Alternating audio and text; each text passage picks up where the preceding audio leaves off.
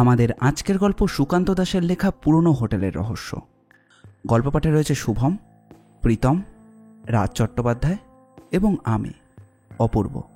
Poster design করেছে কৃষ্ণেন্দু মণ্ডল। গল্পটি মন দিয়ে শুনুন।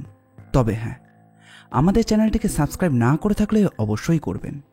এরকম গোয়েন্দা গল্প আর অ্যাডভেঞ্চার গল্প আমরা প্রায় নিয়ে আসি। তাহলে আর বেশি দেরি না করে চলুন শুরু করা যাক। দেখো অজিত, প্রথমত সত্য কিছুদিনের জন্য তার দাদার কাছে গিয়েছে। এই সময়টা আমরা শুধু শুধু বাড়িতে থেকে কি করব? হাতে তেমন কোনো কেসও তো নেই। আর কলকাতা শহরও কিছুদিনের জন্য বেশ ঠান্ডা হয়ে রয়েছে। তাই এক ফাঁকে একবার বেরিয়ে না পড়লে আর কিন্তু বেরোনো হবে না। আর তাছাড়া এই বসন্তের সময় চক্রধরপুরের সৌন্দর্য কিন্তু আলাদা। সেখানেই তো আশ্চর্য হলাম। আর লোকেরা ঘুরতে যায় শীতের সময় কিংবা অন্য সময়, এই বসন্তের সময় তোমার হঠাৎ করে চক্রধরপুরে ঘুরতে যাওয়ার কথা মনে হলো কেন? চক্রধরপুর জায়গাটার কথা তুমি ভালোভাবে জানো না অজিত। সেখানে পাহাড়, জঙ্গল, এমনকি সমুদ্র, তিনটে তুমি একসাথে দেখতে পাবে। কথাটা শুনে প্রথমে একটু অবাক হয়েছিলাম।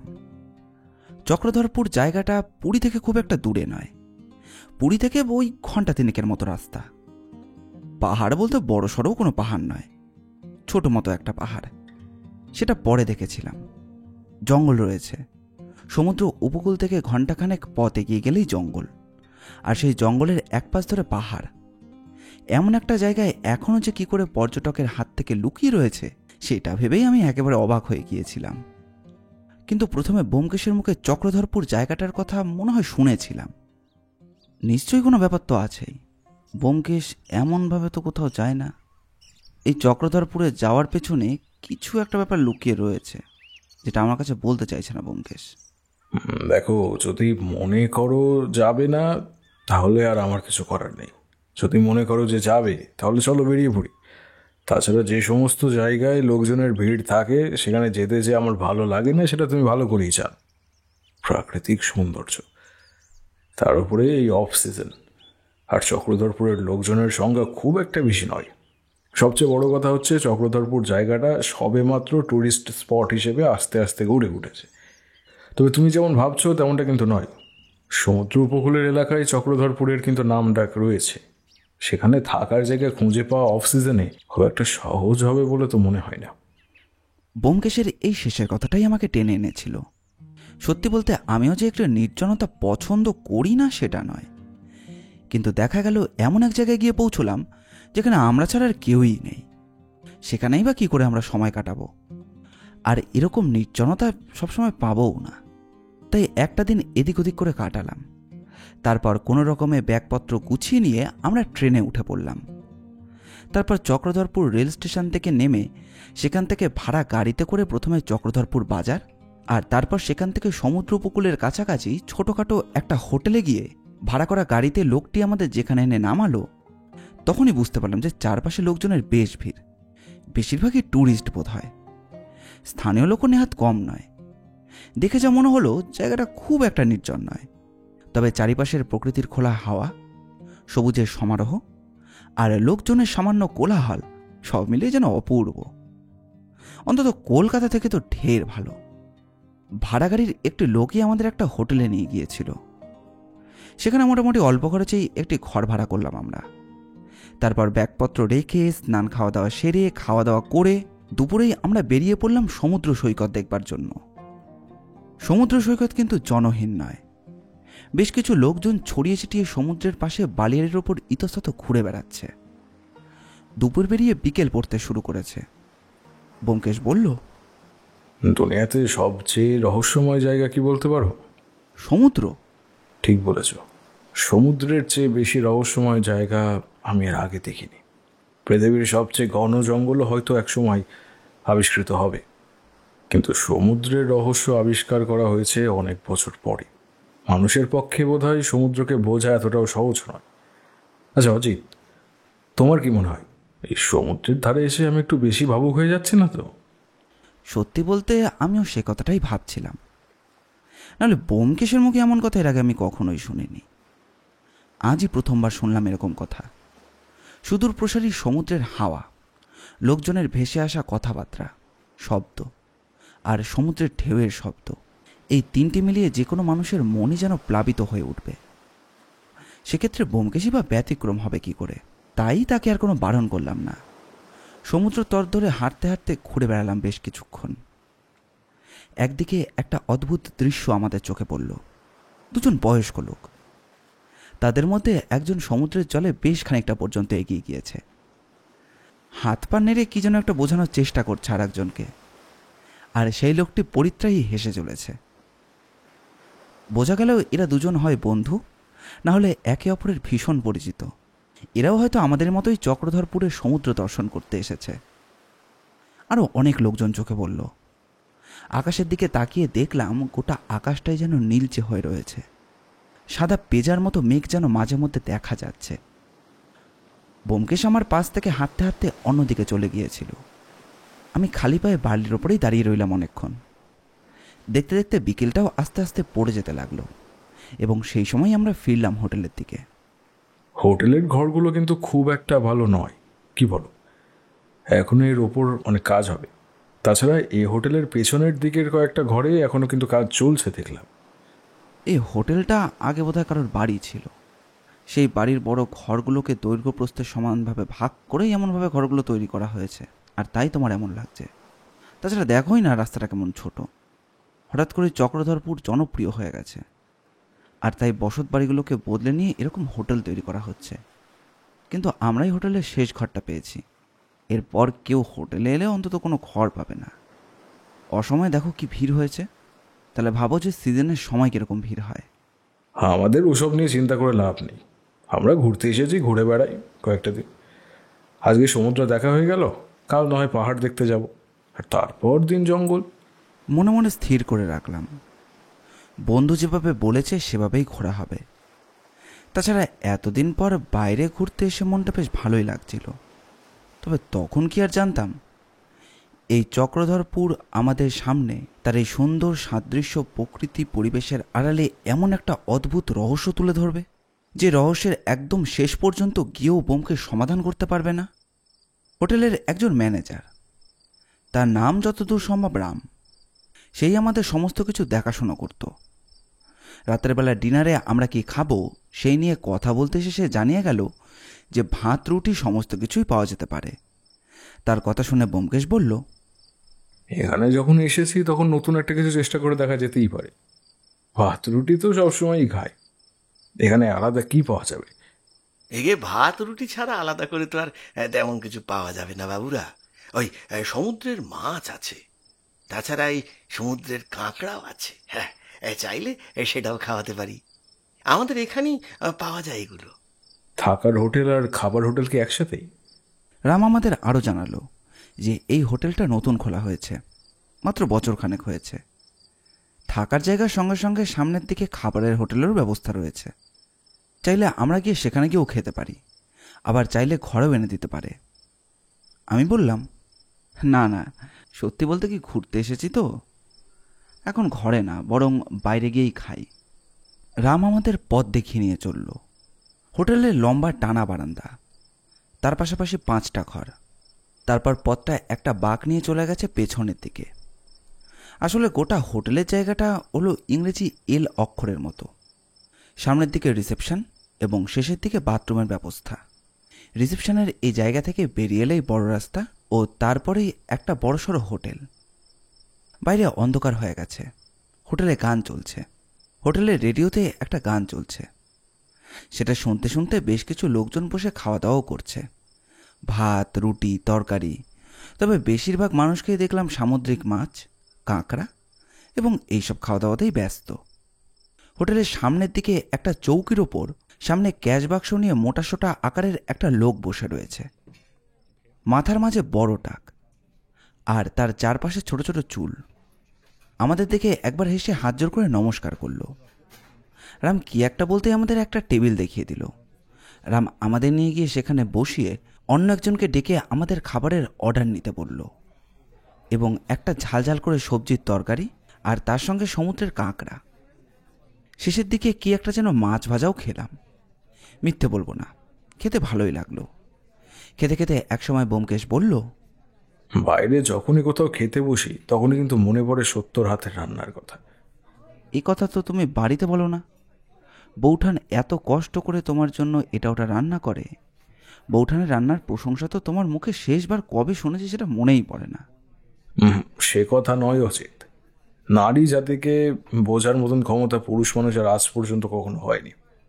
তাই মাঝে মধ্যে অতি প্রশংসায় যেমন লোকসান হতে পারে, তেমন স্বল্প প্রশংসায় হতে পারে লাভ।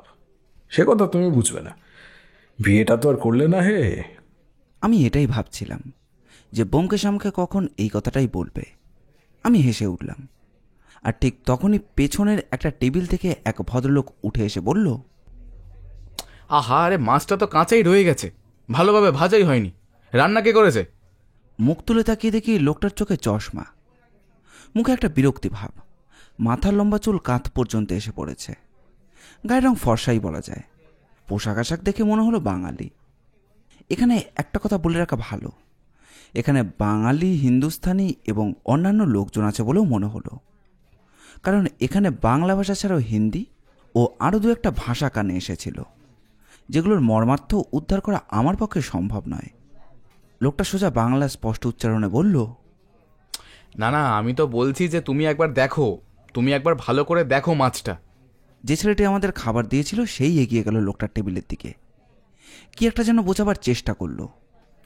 লোকটা বোধহয় শান্ত হলো, তারপর আমাদের দিকে তাকালো। আসলে আমাদের টেবিলটা ওনার টেবিলের পাশাপাশি। লোকটা আমাদের দিকে একটু হেসে বলল, বাঙালি? হ্যাঁ, অজিত বন্দ্যোপাধ্যায়। আপনি? অমলেশ রায়।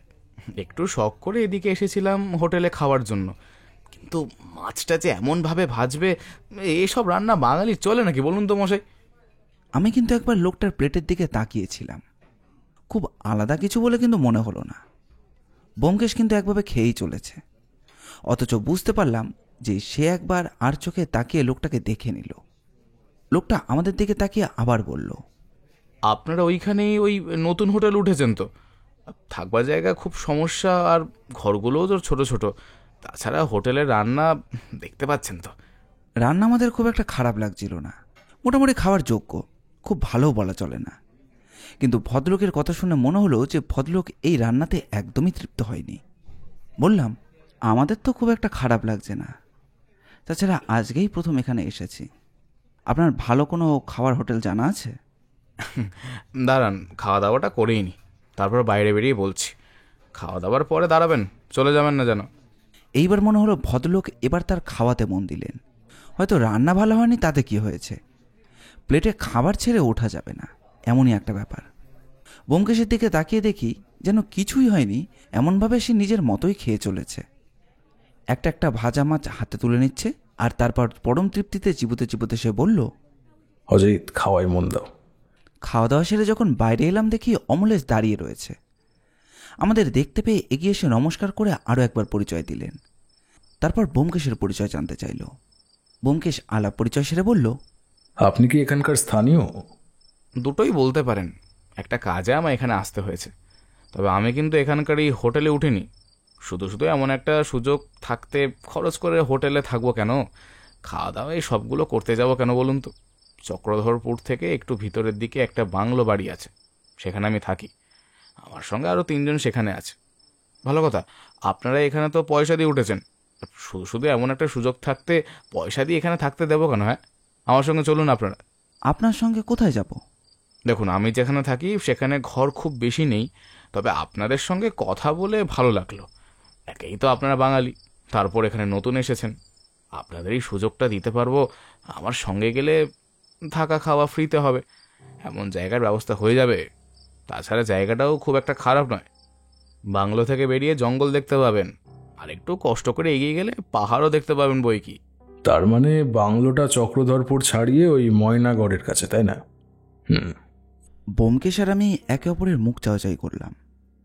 এখনকার দিনে বিনে পয়সায় কিছুই পাওয়া যায় না, সেখানে লোকটা আমাদের প্রায় 7 দিনের থাকার ব্যবস্থা করে দিতে চাইছে, তাও আবার অচেনা দুজনকে। কি ভাবছেন? দেখুন, যদি আমার সঙ্গে যেতে চান তাহলে কাল সকালে যেতে হবে। আজকে এদিকে আমার একটু কাজ আছে, কাল সকালে আমি ফিরবো। চিন্তা করতে হবে না, আমার সাথে গাড়ির ব্যবস্থা থাকবে, আপনারা শুধু সময় মতো চলে আসলেই হবে। ঠিক আছে, আমরা রাতটা ভেবে দেখি, তারপর বলে দেবো যে সকালে যাব কি না। আসলে বুঝতেই তো পারছেন যে এভাবে হঠাৎ করে। অমলেশ রায় হেসে উঠলেন, তারপর বললেন, সবই বুঝতে পারছি অজিতবাবু, চিন্তা করবেন না। আপনি চাইলে কাল সকালেই আপনাদের সঙ্গে আমার দেখা হবে। আপনারা এই হোটেলে উঠেছেন তো, চিন্তা নেই। কথাটা বলে অমলেশ রায় কোথায় যেন চলে গেলেন সামনের দিকে। ততক্ষণে ভালোই অন্ধকার নেমে এসেছে। অন্ধকারের মধ্যে রাস্তায় চলতে থাকা এতগুলো মানুষের মধ্যে ওই মানুষটা মিশে যেতে খুব বেশি সময় লাগলো না। আমি আর ব্যোমকেশ ফিরে এলাম ঘরে। তবে বুঝতে পারলাম যে ব্যোমকেশের কপালে কেমন যেন চিন্তার ভাঁজ পড়েছে। দেখো অজিত, কথাটা হলো এমন কিন্তু অনেক জায়গায় থাকে। আসলে চক্রধরপুর এলাকাটা এখন সবেমাত্র টুরিস্ট স্পট হিসেবে নাম করতে শুরু করেছে। আর ময়নাগড় কিন্তু এর থেকে একটু দূরে, সেখানে জঙ্গল আর পাহাড় ছাড়া তেমন আর কিছুই নেই। হতে পারে সমুদ্র সৈকত থেকে ভিতরের দিকে বলেই সেখানে লোকজন চট করে যায় না। তাই অন্তত কয়েকজনকে নিয়ে গিয়ে জায়গাটা দেখানোর একটা পরিকল্পনা, যাতে আমরা এখান থেকে ফিরে গিয়ে যারা যারা চক্রধরপুরে আসবে তাদেরকে এসব কথা বলতে পারি। কিন্তু কম টাকায় হোটেলের ভাড়া কিংবা কম টাকায় খাওয়া দাওয়ার ব্যবস্থা এসব করলেই তো হয়। তাই বললে সম্পূর্ণ বিনামূল্যে? আমার কিন্তু এখানে একটু খটকা লাগছে। খটকাটা যে আমারও লাগছে না তা কিন্তু নয়। সমুদ্র তো আমাদের দেখা হয়েই গেল, পাহাড় জঙ্গল দেখতে গেলে এমনিতেও আমাদের ময়নাগড়ের দিকে যেতেই হবে। যদি লোকটার সাহায্যে সেখানে একটা থাকবার ব্যবস্থা হয়ে যায়, তাহলে ভাবতে পারছো রাতের বেলা চাইলে আমরা বাংলোটা থেকে বেরিয়ে বাইরে জঙ্গল ঘুরতে পারবো। আর তার সঙ্গে লোকটার কথা মতো সত্যি যদি খাওয়া এবং থাকার জায়গাটা কোনো খরচ ছাড়াই হয়ে যায়, তাতে আর আপত্তি কিসের? হ্যাঁ, বুঝতে পারলাম ব্যোমকেশ গোটা ব্যাপারটার মধ্যে একটা মজা খুঁজে পেয়েছে। সত্যি বলতে আমিও মজা পেয়েছি। সবচেয়ে আশ্চর্যের ব্যাপার হলো, অমরেশ রায় যেখানে থাকেন সেখানে থাকা ও খাওয়ার ব্যবস্থা যদি বিনামূল্যে হয়ে থাকে, তাহলে তিনি হোটেলে খাওয়ার জন্য এসেছিলেনই বা কেন? মনে মনে এ কথাটাই ভাবছিলাম। ব্যোমকেশ মনের কথা বুঝতে পেরে বলল, এখান থেকে ময়নাগড় 1 ঘন্টা রাস্তা হলেও যেতে কিন্তু অনেক সময় লাগবে। হতে পারে অমলেশবাবুর এখানে সত্যিই হয়তো কোনো কাজ রয়েছে, তাই এখানে এসেছেন, রাতের খাওয়াটা এখানেই ছাড়বেন। আর তিনি কিন্তু বললেন আজ থেকে এখানেই থাকতে হবে। তাহলে কি বলছো, যাবে? একবার গিয়ে দেখাই যাক না যে অমলেশবাবু কোন বাংলোর কথা বলছেন, যেখানে এমনভাবে বিনামূল্যের হোটেল খোলা হয়েছে। সেটা কথা নয়। কথা হলো, এত লোক থাকতে অমলেশ রায় শুধু আমাদেরকে কেন তার হোটেলে যাওয়ার কথাটা বললেন? আমি ভালো করে দেখেছি, ওখানে কিন্তু অনেক বাঙালি ছিল। তাদের ছেড়ে ভদ্রলোক কিন্তু আমাদের কাছেই এলেন আর আমাদের কাছেই বললেন। দেখো ব্যোমকেশ, মনে হচ্ছে না যে আমরা ব্যাপারটা নিয়ে একটু বেশি ভেবে চলেছি? হতে পারে ভদ্রলোক আমাদেরকে প্রথম দেখেছিলেন। তাছাড়া ভদ্রলোক যখন ভাজা মাছ নিয়ে কমপ্লেন করলেন, তখন তো আমার সঙ্গেই তার চোখাচোখি হয়েছিল। হতে পারে গোটা ব্যাপারটাই কাকতালীয়। ব্যোমকেশের মুখ দেখে কিন্তু মনে হলো তার কথাটা মনোপুত হলো না। ব্যোমকেশ বিষয়টা নিয়ে কিছু একটা ভাবছিল, কিন্তু সেটা আমি করলাম না। সারাদিন এখানে ওখানে ঘুরেছি, তাছাড়া এতটা জার্নি করে এসেছি।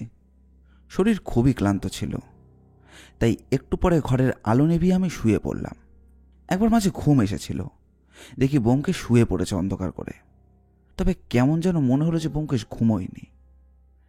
মাথার উপরে হাতটা রেখে ব্যোমকেশ কিছু একটা ভাবছে।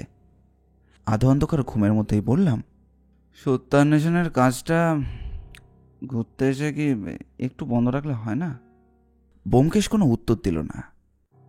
আবার তলিয়ে গেলাম ঘুমের দেশে। পরদিন সকালে ব্যোমকেশ আগেই ঘুম থেকে উঠেছিল। আমি উঠে দেখি রামকে ডেকে সে হোটেল ছাড়ার ব্যবস্থা করে ফেলেছে। ব্রেকফাস্ট না করেই হোটেল ছাড়া হবে। এটা শুনে বললাম, ব্রেকফাস্ট না করেই হোটেল ছেড়ে দেবে? রামকে বলা আছে সকালের খাবার সে ঘরে দিয়ে দেবে। 10টার মধ্যে আমরা হোটেল ছেড়ে দেবো। তাছাড়া ওই সকালে অমলেশবাবুর সঙ্গে আমার দেখা হয়েছে, তিনি আমাদের হোটেলের কাছে এসেছিলেন। সকাল 10টা নাগাদ তাকে আসতে বলেছি, তিনি গাড়ি নিয়ে আসবেন। তার গাড়িতেই আমরা ময়নাগড় পর্যন্ত যেতে পারবো। তাছাড়া এখান থেকে গাড়ির ব্যবস্থা করে যেতে গেলে অজিত, তুমি ভাবতে পারছো অনেক টাকা লাগবে। রাম একটু পরেই সকালে জলখাবার দিয়ে গেল। খাওয়া দাওয়া সেরে ব্যাগপত্র গুছিয়ে হোটেল থেকে বেরোতেই দেখি হোটেলের রিসেপশনে 2 জন লোক দাঁড়িয়ে রয়েছে।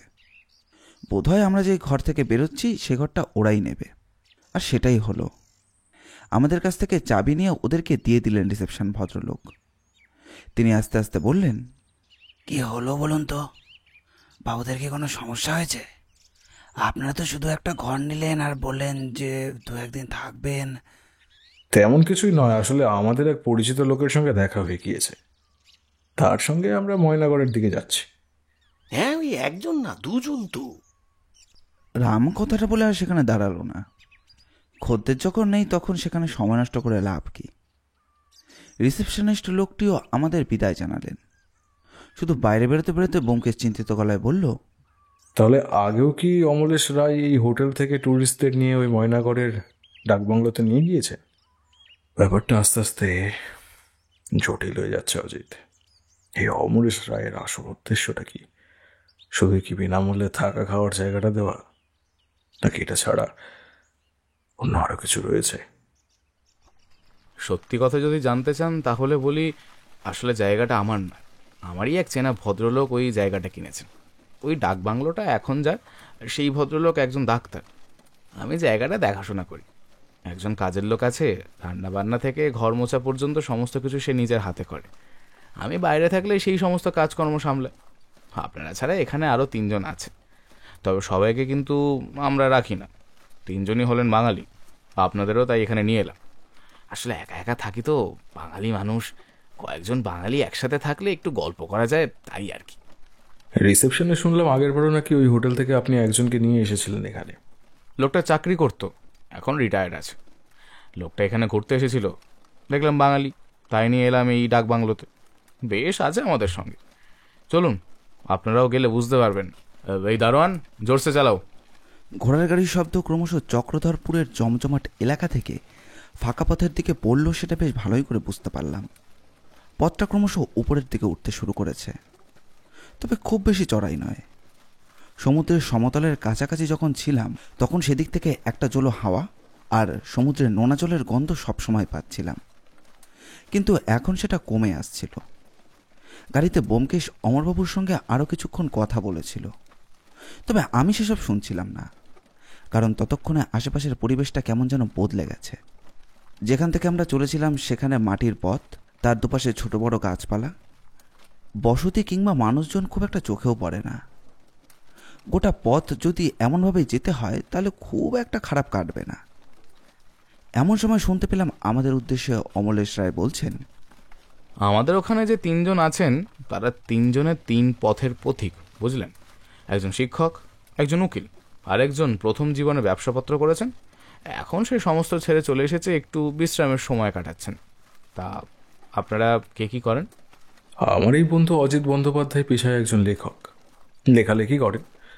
তবে আমি তেমন কিছু করি না, বাড়িতেই থাকি, আর মাঝে মধ্যে একটুখানি যদি মস্তিষ্ক খাটানোর মতো কোনো সুযোগ পাই তাহলে সেটাই করি। অমলেশ রায় প্রায় উচ্ছ্বসিত হয়ে লাফিয়ে উঠলেন, কিন্তু কেন যেন মনে হলো প্রথমবার কথা শুনে তার মুখটা মুহূর্তের জন্য কেমন যেন হয়ে গিয়েছিল। মস্তিষ্কের কাজ মানে ওই বিজ্ঞানী বা ওই ধরনের কিছু? না, আমার কাজ সেভাবে আপনার কিংবা আমাদের কাজে একেবারেই লাগবে বলে মনে হয় না, সেটা তোলাই থাক। বুঝতে পারলাম ব্যোমকেশ নিজের পরিচয়টা কোনো একটা কারণে দিতে চাইছে না, গোপন করে রাখছে। তাছাড়া অমলেশ রায়ের সঙ্গে আমাদের সাক্ষাৎ মাত্র কয়েক ঘন্টার, এখনও একদিনও পূর্ণ হয়নি। আমাদের গাড়িটা চলতে লাগলো সামনের পথে। দুপাশে জঙ্গলের সীমারেখা শেষ করে আমরা এবার সামনের দিকে এগোতে লাগলাম, যেদিকে জঙ্গল আরও ঘন হতে শুরু করেছে। ব্যোমকেশ বলল, চক্রধরপুরের সমুদ্র আর ময়নাগড়ের জঙ্গল, এই দুয়ের মাঝেই কোথাও সেই ছোটখাটো হৈমন্তী পাহাড়টার থাকার কথা, তাই না?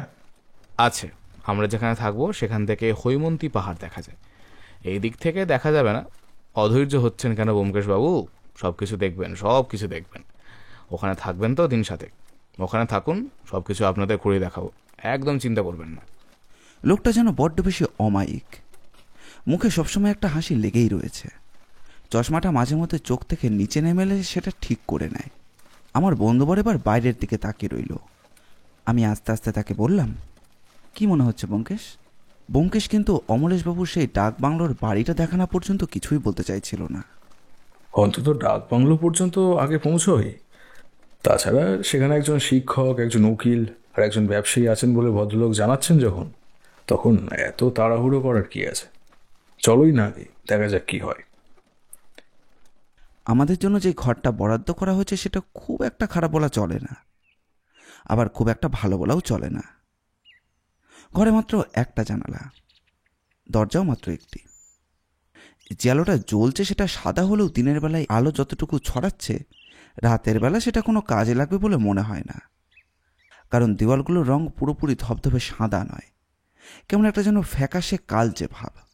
দেওয়ালের দিকে তাকিয়ে ব্যোমকেশ বলল, দেওয়ালগুলো অনেক পুরনো, বাড়িটা অনেক আগে তৈরি করা হয়েছে।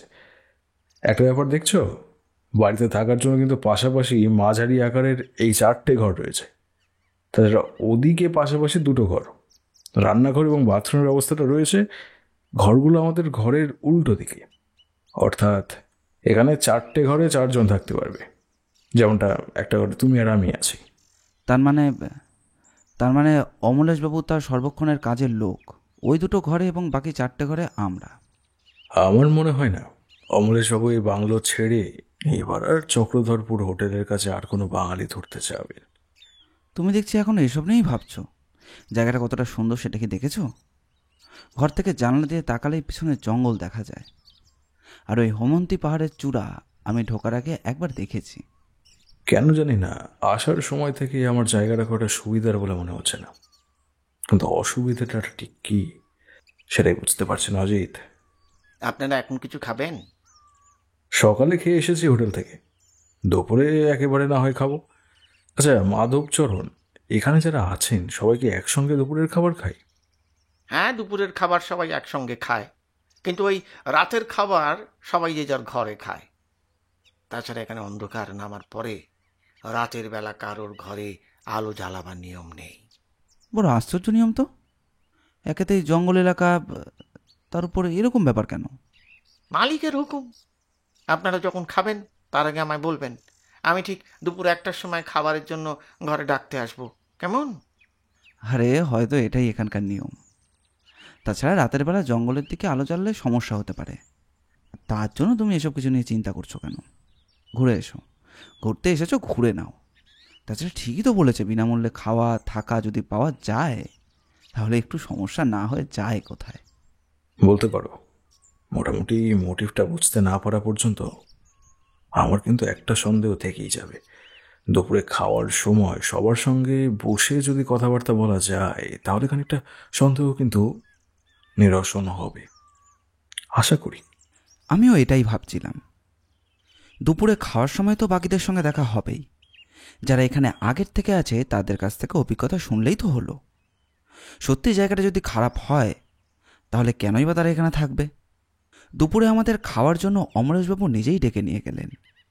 রান্নাঘরে খাওয়ার কোনো ব্যবস্থা নেই। কাঠের ডাক বাংলো, কাঠের মেঝের উপর লম্বা আসন মতো বিছিয়ে দেওয়া হয়েছে, পাশাপাশি 5টা। সেখানেই আমরা বসে রয়েছি। আমাদের পাশে যেই ভদ্রলোকটি বসে আছেন তিনি পেশায় একজন শিক্ষক, এখনও চাকরি করেন। তার নাম অবিনাশ হালদার। তিনি এসেছেন উত্তর দিনাজপুর থেকে। তার সঙ্গেই প্রথমবার কথা হলো। খাবার আসনে বসে তাকে বললাম, আপনি এখানে কতদিন আছেন অবিনাশবাবু? তা প্রায় 4 দিন তো হলোই। খাওয়া দাওয়া নিয়ে কোনো সমস্যা নেই, তাছাড়া 1 পয়সা খরচও নেই। চাইলেই জঙ্গলের ভেতরে দিনের বেলা ঘুরে আসা যায়। একটাই সমস্যা, রাতের দিকে এখানে ইলেকট্রিসিটি থাকে না। তা আপনারা কোথা থেকে এসেছেন? কলকাতা। বাকিরা কতদিন আছেন? ওই উকিল ভদ্রলোকটা নতুন, 2 দিন হলো এসেছেন মনে হয়। তবে আমি এখানে আসার আগে ওই লোকটাকে দেখেছি। ওর নাম মুকুন্দ চক্রবর্তী। তবে মুকুন্দবাবুর একটা অদ্ভুত অভ্যাস আছে জানেন। কথাটা বলে অবিনাশবাবু অকারণেই মাথাটা নামিয়ে নিলেন, কারণ আমাদের সবার দূরত্ব মোটামুটি বেশ খানিকটা। রাতের বেলা মাঝে মধ্যে বারান্দার কাছে দাঁড়িয়ে উনি কি সব হিসেবপত্র করেন, অথচ অন্ধকারে বারান্দার কাছে আলো ছাড়া দাঁড়িয়ে থেকে উনি কি হিসেব করেন তা আমার এখনো পর্যন্ত জানা নেই। হয়তো কোনো ব্যাপার নিয়ে ভাবনা চিন্তা করেন, তাই আপনার এমনটা মনে হয়েছে। উনি যে এই অন্ধকারে অনেক কিছু হিসেব করেন, তা ওনার সঙ্গে খাতাপত্র কিছু থাকে? না, একদিনই দেখেছিলাম, তবে অন্যদিনও হয় কিনা সেটা আমি বলতে পারবো না। আপনারা তো এসেছেন, নজর রাখবেন, তাহলেই দেখতে পাবেন। ভালো কথা। আপনারা আছেন কতদিন? হ্যাঁ, আশা করছি দিন সাথে কাটানোর ইচ্ছে রয়েছে। এখানে একবার এলে এখান থেকে আর চলে যাওয়ার ইচ্ছে করবে না, মনে হবে যেন এখানেই থেকে যাই। আমারও ইচ্ছে করছে না যে আবার সেই পুরনো জীবনে ফিরে গিয়ে থাকি। হঠাৎ মনে হলো শেষের কথাগুলো বলবার সময় অবিনাশবাবুর গলায় অদ্ভুত একটা সুর ভেসে উঠেছে। তবে সেদিকে কোনো মন দিলাম না, কারণ ততক্ষণে ঝাল ঝাল মুরগির মাংস, সরু চালের ভাত আর তার সঙ্গে কিসের যেন একটা সবজি এসে পড়েছে। আমাদের জন্য খাবারের খুব বেশি আয়োজন নেই, তবে যেটুকু আয়োজন রয়েছে সেটুকু ভালো পরিমাণেই রয়েছে, এবং খেতে বসে বুঝতে পারলাম যে প্রত্যেকটা খাবারই বেশ সুস্বাদু। খেতে খেতে একবার তাকিয়ে দেখলাম সবার দিকে, এমনকি ব্যোমকেশ পর্যন্তও চোখ বুজে একভাবে খেয়ে চলেছে। বুঝতে পারলাম তারও খাবার বেশ পছন্দ হয়েছে। এবার বুঝতে পারলাম অমলেশবাবু কেন বলেছিলেন ওই হোটেলের খাবার খুব একটা ভালো নয়। মাধবচরণ যদি এমন রান্না খাওয়ায়, তাহলে মাধবচরণের হাতের রান্নার বদলে অমলেশবাবুর জন্য কোথাকার রান্না ভালো লাগবে না। বড় আশ্চর্যের কথা যে তেমন কিছু কিন্তু আহামরি আয়োজন নেই, শুধু মুরগির মাংস আর ভাত আর ওই একটা সবজি। সেটা যে মাধবচরণ এত সুন্দর করে রান্না করবে সেটা কিন্তু আমি ভাবতেও পারিনি। অমলেশবাবু এমনি এমনি মাধবচরণের হাতে সমস্ত কাজকর্মের ভার দিয়ে রাখেননি। এবার তো বুঝতেই পারলে শুধু কাজ নয়, তার রান্নার হাতটাও এমন ভালো বলেই তার উপরে সব দায়িত্ব দিয়ে দিয়েছেন। আচ্ছা, ভালো কথা, এই যে অবিনাশবাবু, মানে যিনি শিক্ষক, তার সঙ্গে কথা হচ্ছিল। তিনি বললেন ওই যে ব্যবসায়ী লোকটি আছে মুকুন্দবাবু, তিনি নাকি রাতের বেলা অন্ধকারের বারান্দার কাছে দাঁড়িয়ে কিসের যেন হিসেব করেন। মুকুন্দবাবুর ইচ্ছে হলে সেটা করে থাকতেই পারে, কিন্তু অন্ধকারে যদি তার দেখার ক্ষমতা সত্যিই থাকে, তাহলে বুঝতে হবে যে আমাদের মধ্যে একজন প্রতিভাধর মানুষ কিন্তু রয়েছেন। ব্যোমকেশ বিছানায় শুয়ে পড়েছিল, তার চোখ বন্ধ, কপালের উপর হাত রাখা। আমি বললাম, আরে মস্করা করছো নাকি? সত্যি কথাই বলছি আমি, ব্যাপারটা অদ্ভুত না? আরও একটা অদ্ভুত ব্যাপার তুমি খেয়াল করনি, খাওয়ার সময় একজনও কোনো কথা কিন্তু বলেনি। সবাই এমনভাবে খাচ্ছিল যেন যন্ত্র। তুমি অবিনাশবাবুর সঙ্গে কথা বলেছিলে খাওয়ার আগে, কিন্তু মাধবচরণ সবাইকে খেতে যাওয়ার পর কিন্তু আর কেউ একটাও কথা বলেনি। এমনকি ওদের কথা বলতে না দেখে আমি নিজেও চুপ করে গিয়েছিলাম। ঠিক বলেছ। আর একটা ব্যাপার লক্ষ্য করেছিলে, এদের খাবার দেওয়ার প্রক্রিয়াটা একটু অদ্ভুত। সবার খাবারের সমস্ত কিছু দিয়ে ভাতের থালা, মাংস এবং তরকারির গামলাটা আমাদের মাঝে রাখা ছিল। যার যেরকম প্রয়োজন হবে সেখান থেকে সে তুলে নেবে। আর তারপরে কিন্তু মাধবচরণ বা অমরেশ রায় কেউই ছিলেন না। যখন যার খাওয়া শেষ হলো, একজন একজন করে সবাই বেরিয়ে গেল। আমি তো বোধহয় হাত ধুতে বাথরুমের দিকে যাওয়ার সময় দেখতে পেলাম যে মাধবচরণ রান্নাঘরের দিকে যাচ্ছে।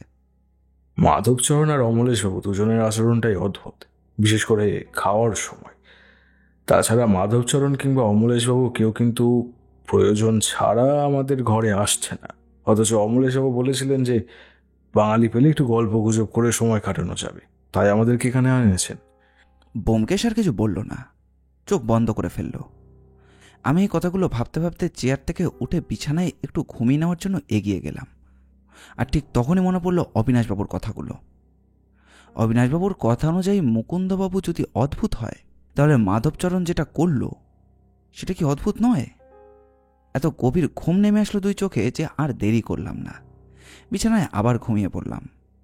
অবিনাশবাবুর কথাই ঠিক হলো। বিকেলের একটু পরে সন্ধ্যার অন্ধকার নামতেই ছপ করে লোডশেডিং হয়ে গেল। তবে তার আগেই একটা হ্যারিকেন জ্বালিয়ে মাধবচরণ সবার ঘরে ঘরে দিয়ে গিয়েছিল। ব্যোমকেশ বলল, লোডশেডিং কি প্রত্যেকটা দিনই হয়? এখানে তো আর তেমন কোনো জায়গা নেই, তাহলে এখানকার আলো আসছে কোথা থেকে? ওই সমস্ত তো আমি জানি না বাবু। ওই বিকেলের পর এখানে আলো জ্বালার কোনো নিয়ম নেই। অন্ধকার নামলে এখানে আলো জ্বালিয়েও কোনো লাভ হবে না। এই হ্যারিকেনটা সঙ্গে রাখুন। আর এই নিন ওই এক বাক্স দেশলাই। হ্যারিকেন নিভে গেলে দেশলাই জ্বালিয়ে আবার ধরাতে হবে যে। আচ্ছা, টর্চের ব্যবস্থা হবে না? ধরো আমাদের মধ্যে কেউ যদি রাতের বেলায় কোথাও যেতে হয়। রাতের বেলা বাইরে কোথাও যেতে হবে না বাবুরা। বাথরুমের ব্যবস্থা তো এখানেই আছে। রাতের বেলা জঙ্গলের দিকে না যাওয়াই ভালো। বলা যায় না তো কোথায় কি বিপদ হতে পারে। হ্যাঁ, আপনারা গল্প করুন, আমি যাই। রাতের রান্নার ব্যবস্থা করতে হবে। মাধবচরণ চলে যেতেই ব্যোমকেশ আস্তে আস্তে এগিয়ে গিয়ে জানলার কাছে গিয়ে দাঁড়ালো। বাইরের অন্ধকারের মধ্যে গাছগুলো যেন এক একটা উঁচু প্রাচীরের মতো বলে মনে হচ্ছে। সেদিকে তাকিয়ে থাকতে থাকতে ব্যোমকেশ বলল, অজিত, অমলেশ বাবুর সঙ্গে আমাদের এখানে আসাটা ভালো হলো না খারাপ হলো সেটা এখনো বোঝা যায়নি। তবে কোনো একটা রহস্য এই ময়নাগড়ের ডাক বাংলোতে লুকিয়ে রয়েছে। এতগুলো লোক এক জায়গায় আছি, অথচ কোথাও কোনো কথাবার্তা নেই। দেখছো, বাইরে পাখির ডাক ছাড়া আর কোথাও কোনো একটা কথা পর্যন্ত শোনা যাচ্ছে না। বোধহয় আমরাই শুধু কথা বলে চলেছি, বাকিরা কেউ কথাই বলছে না। এতগুলো মানুষ একা একা নিজের ঘরে বসে করছেটা কি? চক্রধরপুরে ছেড়ে এখানে এসে কেমন যেন অস্বস্তি হচ্ছে। ওখানে সবসময় লোকজনের কথাবার্তা শুনতে পাচ্ছিলাম, অন্তত শব্দ তো শুনতে পাচ্ছিলাম। আর এখানে এসে অন্ধকার হওয়ার পর জায়গাটা যেন আরো বেশি পরিমাণে নির্জন হয়ে উঠেছে, তাই না? বিনামূল্যে থাকা খাওয়ার বিনিময়ে এই কঠোর সত্যটাকে আমাদেরকে সত্য করতেই হবে। একটা ব্যাপার বুঝতে পারছিলাম। এখানে আসার সময় ব্যোমকেশ যতটা কৌতূহলী হচ্ছিল, এখানে আসার পর থেকে সে কেমন যেন চুপ মেরে গেছে।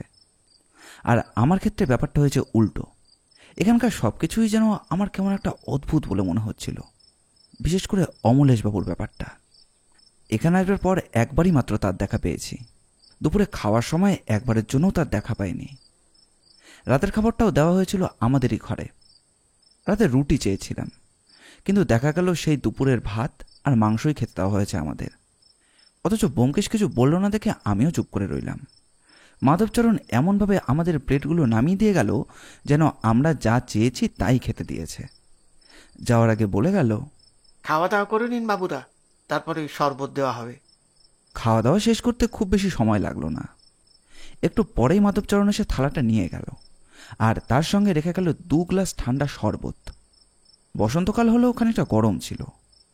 তাছাড়া রাতে যে মাঝে মধ্যে গরম পড়ে এটাও বুঝতে পারছিলাম। জঙ্গল এলাকা হলেও চারপাশটা ফাঁকা বলেই সন্ধ্যের পর মিটে হাওয়া এসে ঢুকছিল। তাই ঠান্ডা শরবতের গ্লাস হাতে পেয়ে খুব একটা খারাপ লাগলো না। দই দিয়ে তৈরি করা লস্যি ধরনের একটা শরবত, খেতে খুব একটা খারাপও লাগলো না। তাই ঢকঢক করে গোটা শরবতটাই এক চুমুকে খেয়ে নিলাম। যেন মনে হলো গোটা শরীরটাই ঠান্ডা হয়ে গেল। ব্যোমকেশকে দেখলাম গ্লাসে একটু মুখ দিয়েছে, তারপর জানালার কাছে গিয়ে বোধহয় একটু একটু করে শরবত খেতে লাগলো। আমি বললাম, যাই বলো, মাধবচরণের হাতের রান্না যেরকম তেমনই শরবতের হাত। কত সুন্দর শরবত বানিয়েছে। এরকম শরবত যদি প্রত্যেকদিন পাওয়া যায় তাহলে নেহাত খারাপ হবে না। ব্যোমকেশ শুধু মুখে হুম করল, উত্তর দিল না দেখে আমি আবার বললাম, দেখো, জায়গাটা নিয়ে এবং আমাদের যে একটা কৌতূহল নেই তা কিন্তু নয়। তবে তাই বলে শরবতটা খেতে খেতে তুমি প্রশংসাও করবে না। শরবতটা খারাপ নয়, কিন্তু ব্যোমকেশ আর মুখ খুলল না। সেই যে মুখ বন্ধ করলো তার মুখটাকে আর কিছুতেই খোলা গেল না। একটু পরে মাধবচরণ এসে 2টো গ্লাসও নিয়ে চলে গেল, একটাও কথা বলল না। যেন আমাদের সঙ্গে তার কথা বলার মতো এখন আর কোনো দরকারই নেই। শুধু দরজার কাছে এসে বলল, বেশি রাত জাগবেন না বাবুরা, কাল সকালে আমরা জঙ্গলের দিকে যাব একবার। আমি আর ব্যোমকেশ মুখ চাওয়াচাই করলাম। জঙ্গলের দিকে যাব কেন? কই, অমলেশবাবু তো এ ব্যাপারে কিছু বললেন না। যদিও দুপুরে একবার ছাড়া তাকে আমরা আর কখনোই দেখতে পাইনি। রাতে ঘুমটা আমার খুব একটা খারাপ হলো না। সকালে যখন উঠলাম তখন শরীরটা বেশ ঝরঝরে মনে হলো। সকালে চা আর জলখাবার খেয়ে অমলেশবাবু আমাদের সবাইকে নিয়ে গেলেন জঙ্গলের ভেতরে। এই ফাঁকে আমি নিজে থেকেই গিয়ে আলাপ করলাম ব্যবসায়ী মুকুন্দবাবুর সাথে। আমি বললাম, নমস্কার মুকুন্দবাবু। নমস্কার। আপনারাই তো নতুন এসেছেন, তা কেমন লাগছে? খারাপ নয়, ভালোই। একটা দিনই তো রয়েছি আমরা। আপনি তো শুনেছি এখানে সব থেকে বেশি সময় ধরে রয়েছেন। আপনার অভিজ্ঞতাটা কেমন? খারাপ নয়, তবে ওরা মাঝে মধ্যে 2-1টা খেলা খেলে, তাছাড়া আর কিছুই নয়। খেলা? হ্যাঁ, খেলা। সারাদিন ডাক বাংলোর ভেতরে এমনভাবে বসে থাকা তো আর সহজ ব্যাপার নয়। তাই সকালের থেকে বেরিয়ে একটু খেলাধুলো চলে, তারপর ফিরে গিয়ে আবার খাওয়া দাওয়া সেরে ঘুম। বিকেলের দিকে যে যার নিজের মতো থাকে। ঠিক কেমন খেলা বলুন তো? জঙ্গলের ভেতরে তো আমরা চলে এসেছি, আশা করছি আর কিছুক্ষণের মধ্যেই সব বুঝতে পারবেন। দেখলাম সত্যি সত্যি জঙ্গলের ভেতরে চলে এসেছি, আর এখানে সত্যি সত্যি সার্কাসের মতো খেলার ব্যবস্থা করা হয়েছে। বড় বড় গাছের লম্বা লম্বা দড়ি ঝুলছে, কোথাও আবার কাঠের মইয়ের মতো ব্যবস্থা করা হয়েছে, কোথাও আবার লম্বা দুটো লাঠি উঠে গেছে উপরের দিকে। তার উপর পাশাপাশি দুটো লাঠিকে এমনভাবে বেঁধে রাখা হয়েছে যেন তার উপর দিয়ে হেঁটে যাওয়া যায়। কোথাও আবার গোল গোল করে রিং দড়ি ঝুলিয়ে এমনভাবে সাজিয়ে রাখা হয়েছে যেন সেটা ধরে ঝুলে যাওয়া যাবে অন্য আর এক পাশে। গোটা জায়গাটাই বলতে গেলে সার্কাসে যেমনটা থাকে অনেকটা তেমনভাবেই তৈরি করা হয়েছে। অমলেশবাবু এগিয়ে এলেন আমাদের দিকে, তারপর বললেন, বলেছিলাম না এখানে এলে ভালো লাগবে, একটু খেলাধুলার ব্যবস্থা করেছি। এখানে প্রায় সারাদিন শুয়ে বসে কাটলে তো আর শরীর ভালো থাকবে না, তাই একটু খেলাধুলার ব্যবস্থা করে। আমরা যে যা করতে ভালোবাসি আর কি, তেমন কিছু নয়। আজকে যে এই যে রিংগুলো আছে ওইগুলো ধরে ধরে এক পাশ থেকে অন্য পাশে চলে যাব, এইটুকুই ব্যাস। আপনারা চাইলে আপনারাও খেলতে পারেন। আমার শরীরটা খুব একটা ভালো ঠেকছে না অমরেশবাবু, আমার মতো এসব খেলায় অংশ না নেওয়াই ভালো। অজিত, তুমি চাইলে যেতে পারো। অবাক হয়ে ভাবলাম, খেলে দেখি না কি হয়। তারপর মনে হলো ধুর, অচেনা অচেনা জায়গা, এখানে এসব ব্যাপারে না থাকাই ভালো। তার থেকে দেখি ওরা কি করে। আমার থেকেই একটু দূরে দাঁড়িয়েছিলেন অবিনাশবাবু, মুকুন্দবাবু এবং কমলবাবু। তাদেরকে দেখে কিন্তু মনে হলো যে তারা এই খেলা সম্পর্কে অবগত। আসার সময় রীতিমতো পোশাক বদলেই এসেছেন। তাদের সকলের পরনে এখন লম্বা চাপা ফুল প্যান্টের মতো একটা পোশাক, আর গায়ে পাতলা চাপা একটা জামা। অমলেশবাবু বোধহয় তাদের নির্দেশ দিচ্ছিলেন, আর মাধবচরণ একপাশে দাঁড়িয়ে দেখছিল। প্রথমে এগিয়ে গেলেন কমলবাবু। রিংগুলি পরপর ঝুলছে, 10টা রিং। তার শেষের একটাতে গাছের গুঁড়ি রাখা হয়েছে। জায়গাটা মোটামুটি ফাঁকা, অর্থাৎ ওপর থেকে পড়ে গেলেও পায়ে লাগবার সম্ভাবনা খুবই কম। খুব নিচ থেকে লাফিয়ে উঠেও রিং ধরা সম্ভব নয়। কমলবাবুর বয়স খুব একটা বেশি নয়, ওই 45-এর ঘরে হবে। তিনি অনায়াসে রিংটা ধরে ঝুলে পড়লেন। তারপর এক হাতে প্রথম রিংটি ধরে অন্য হাতে দ্বিতীয় রিংটি ধরলেন। তারপর প্রথম রিংটি ছেড়ে তৃতীয় রিংটি ধরলেন। এভাবেই ধীরে ধীরে এগিয়ে চললেন। তার কোনো সমস্যা হলো না, কিন্তু যে তৃতীয় রিংটি ছেড়ে পঞ্চম রিংটি ধরতে গেলেন অমনি তার হাতটা ফসকে গেল, অর্থাৎ কমলবাবু ধরাতলে পতিত। এবার গেলেন অবিনাশবাবু, তারপর মুকুন্দবাবু, কিন্তু তিনজনেরই ওই একই রকমই অবস্থা হলো। মোটামুটি পঞ্চম কিংবা ষষ্ঠ রিংয়ের কাছাকাছি গিয়ে সকলেই মাটি ছুঁয়ে নিচ্ছে। দেখতে দেখতে একমাত্র কমলবাবুই শেষ অবধি 10টা রিং শেষ করে অপর প্রান্তে গিয়ে পৌঁছতে পারলেন। আর তাই দেখে অমলেশবাবু হাততালি দিয়ে উঠলেন। বাহ, খুব ভালো, আপনারা চেষ্টা করুন। ব্যোমকেশ সেখানে নেই।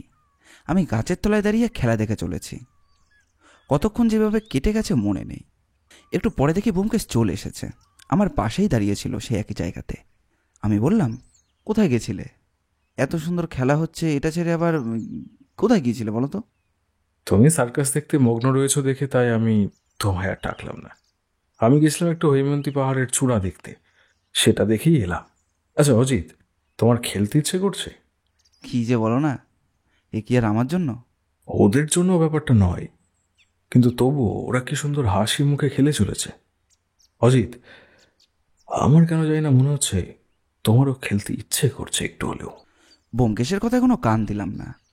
আমি সামনে তাকিয়ে দেখি তখন মুকুন্দবাবু প্রায় অষ্টম রিংটা ছুঁয়ে ফেলার জন্য দোরগোড়ায় পৌঁছে গেছে। আর তারপরে আবার সে একই কাণ্ড। বাথরুম এখানে একটাই রয়েছে, সেটাই সবার ব্যবহারের জন্য। তবে স্নানের জন্য আলাদা আলাদা জায়গা রয়েছে। আমরা এসে প্রথমেই স্নান সেরে ফেললাম, তারপর নিজের ঘরে বসে রয়েছি। মাধবচরণ হঠাৎ দরজায় এসে ধাক্কা দিল, বলল, দুপুরে কি খাবেন আপনারা? কালকে তো চিকেন খাওয়ালে, আজ অন্য কিছু খাও, ডিম হোক, নাকি মাছের ব্যবস্থা করবে? মাছের ব্যবস্থা তো এখন করা যাবে না, কাল না হয় মাছ খাওয়াবো। আজ তাহলে ডিমই হোক। ব্যোমকেশের কাছে সম্মতি নিয়েই চলে গেল যেন মাধবচরণ। আমার মনে হলো ডিম হোক আর মাছই হোক একই তো ব্যাপার। খেতে বসে কিন্তু অবাক হয়ে গেলাম। বেশ বড় বড় পিসের রুই মাছ।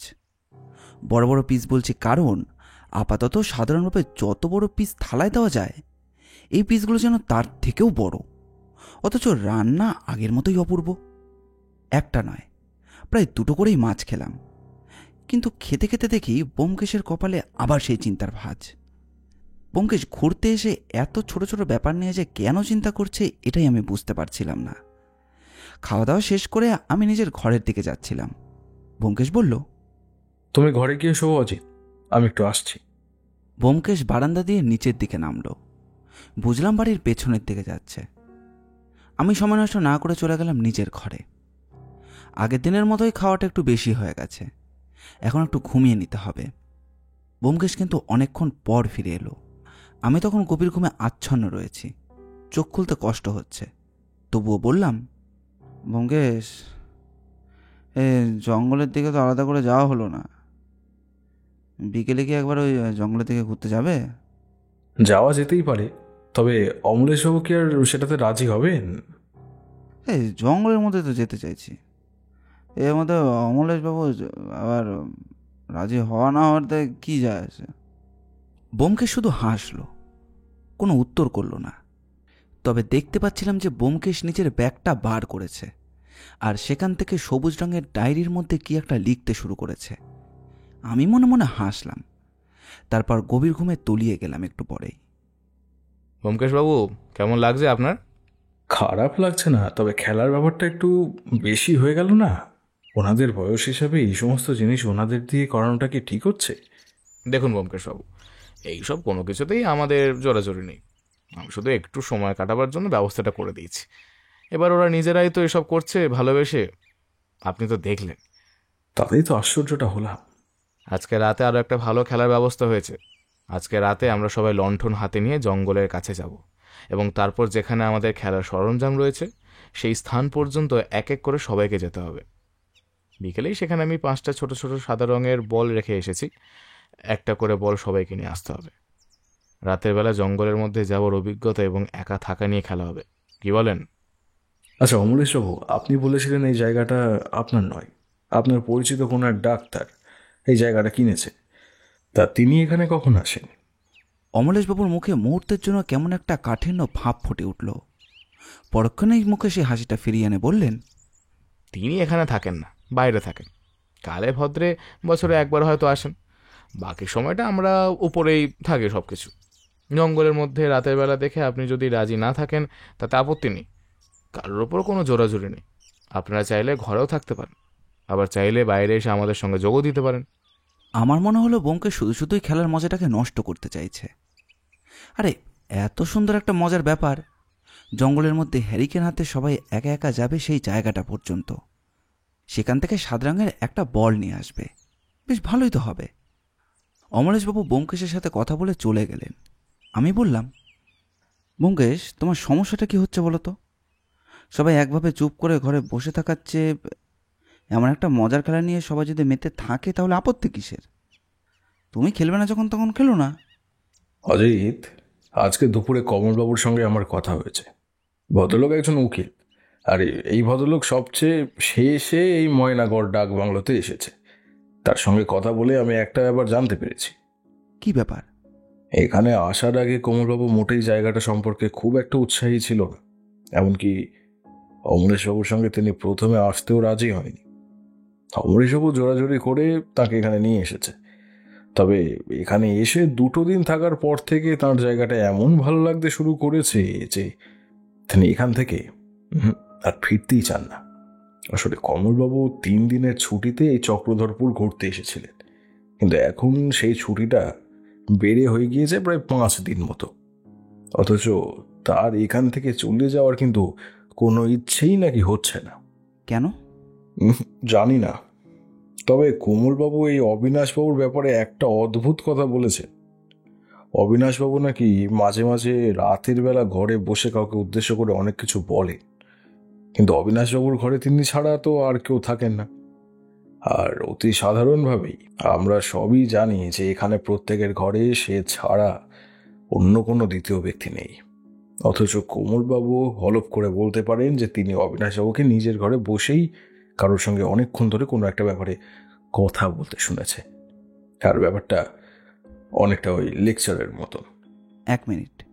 মুকুন্দবাবুকে অনিমেষবাবু দেখেছিলেন হিসেবপত্র করতে, অন্ধকারে বারান্দায় একলা দাঁড়িয়ে।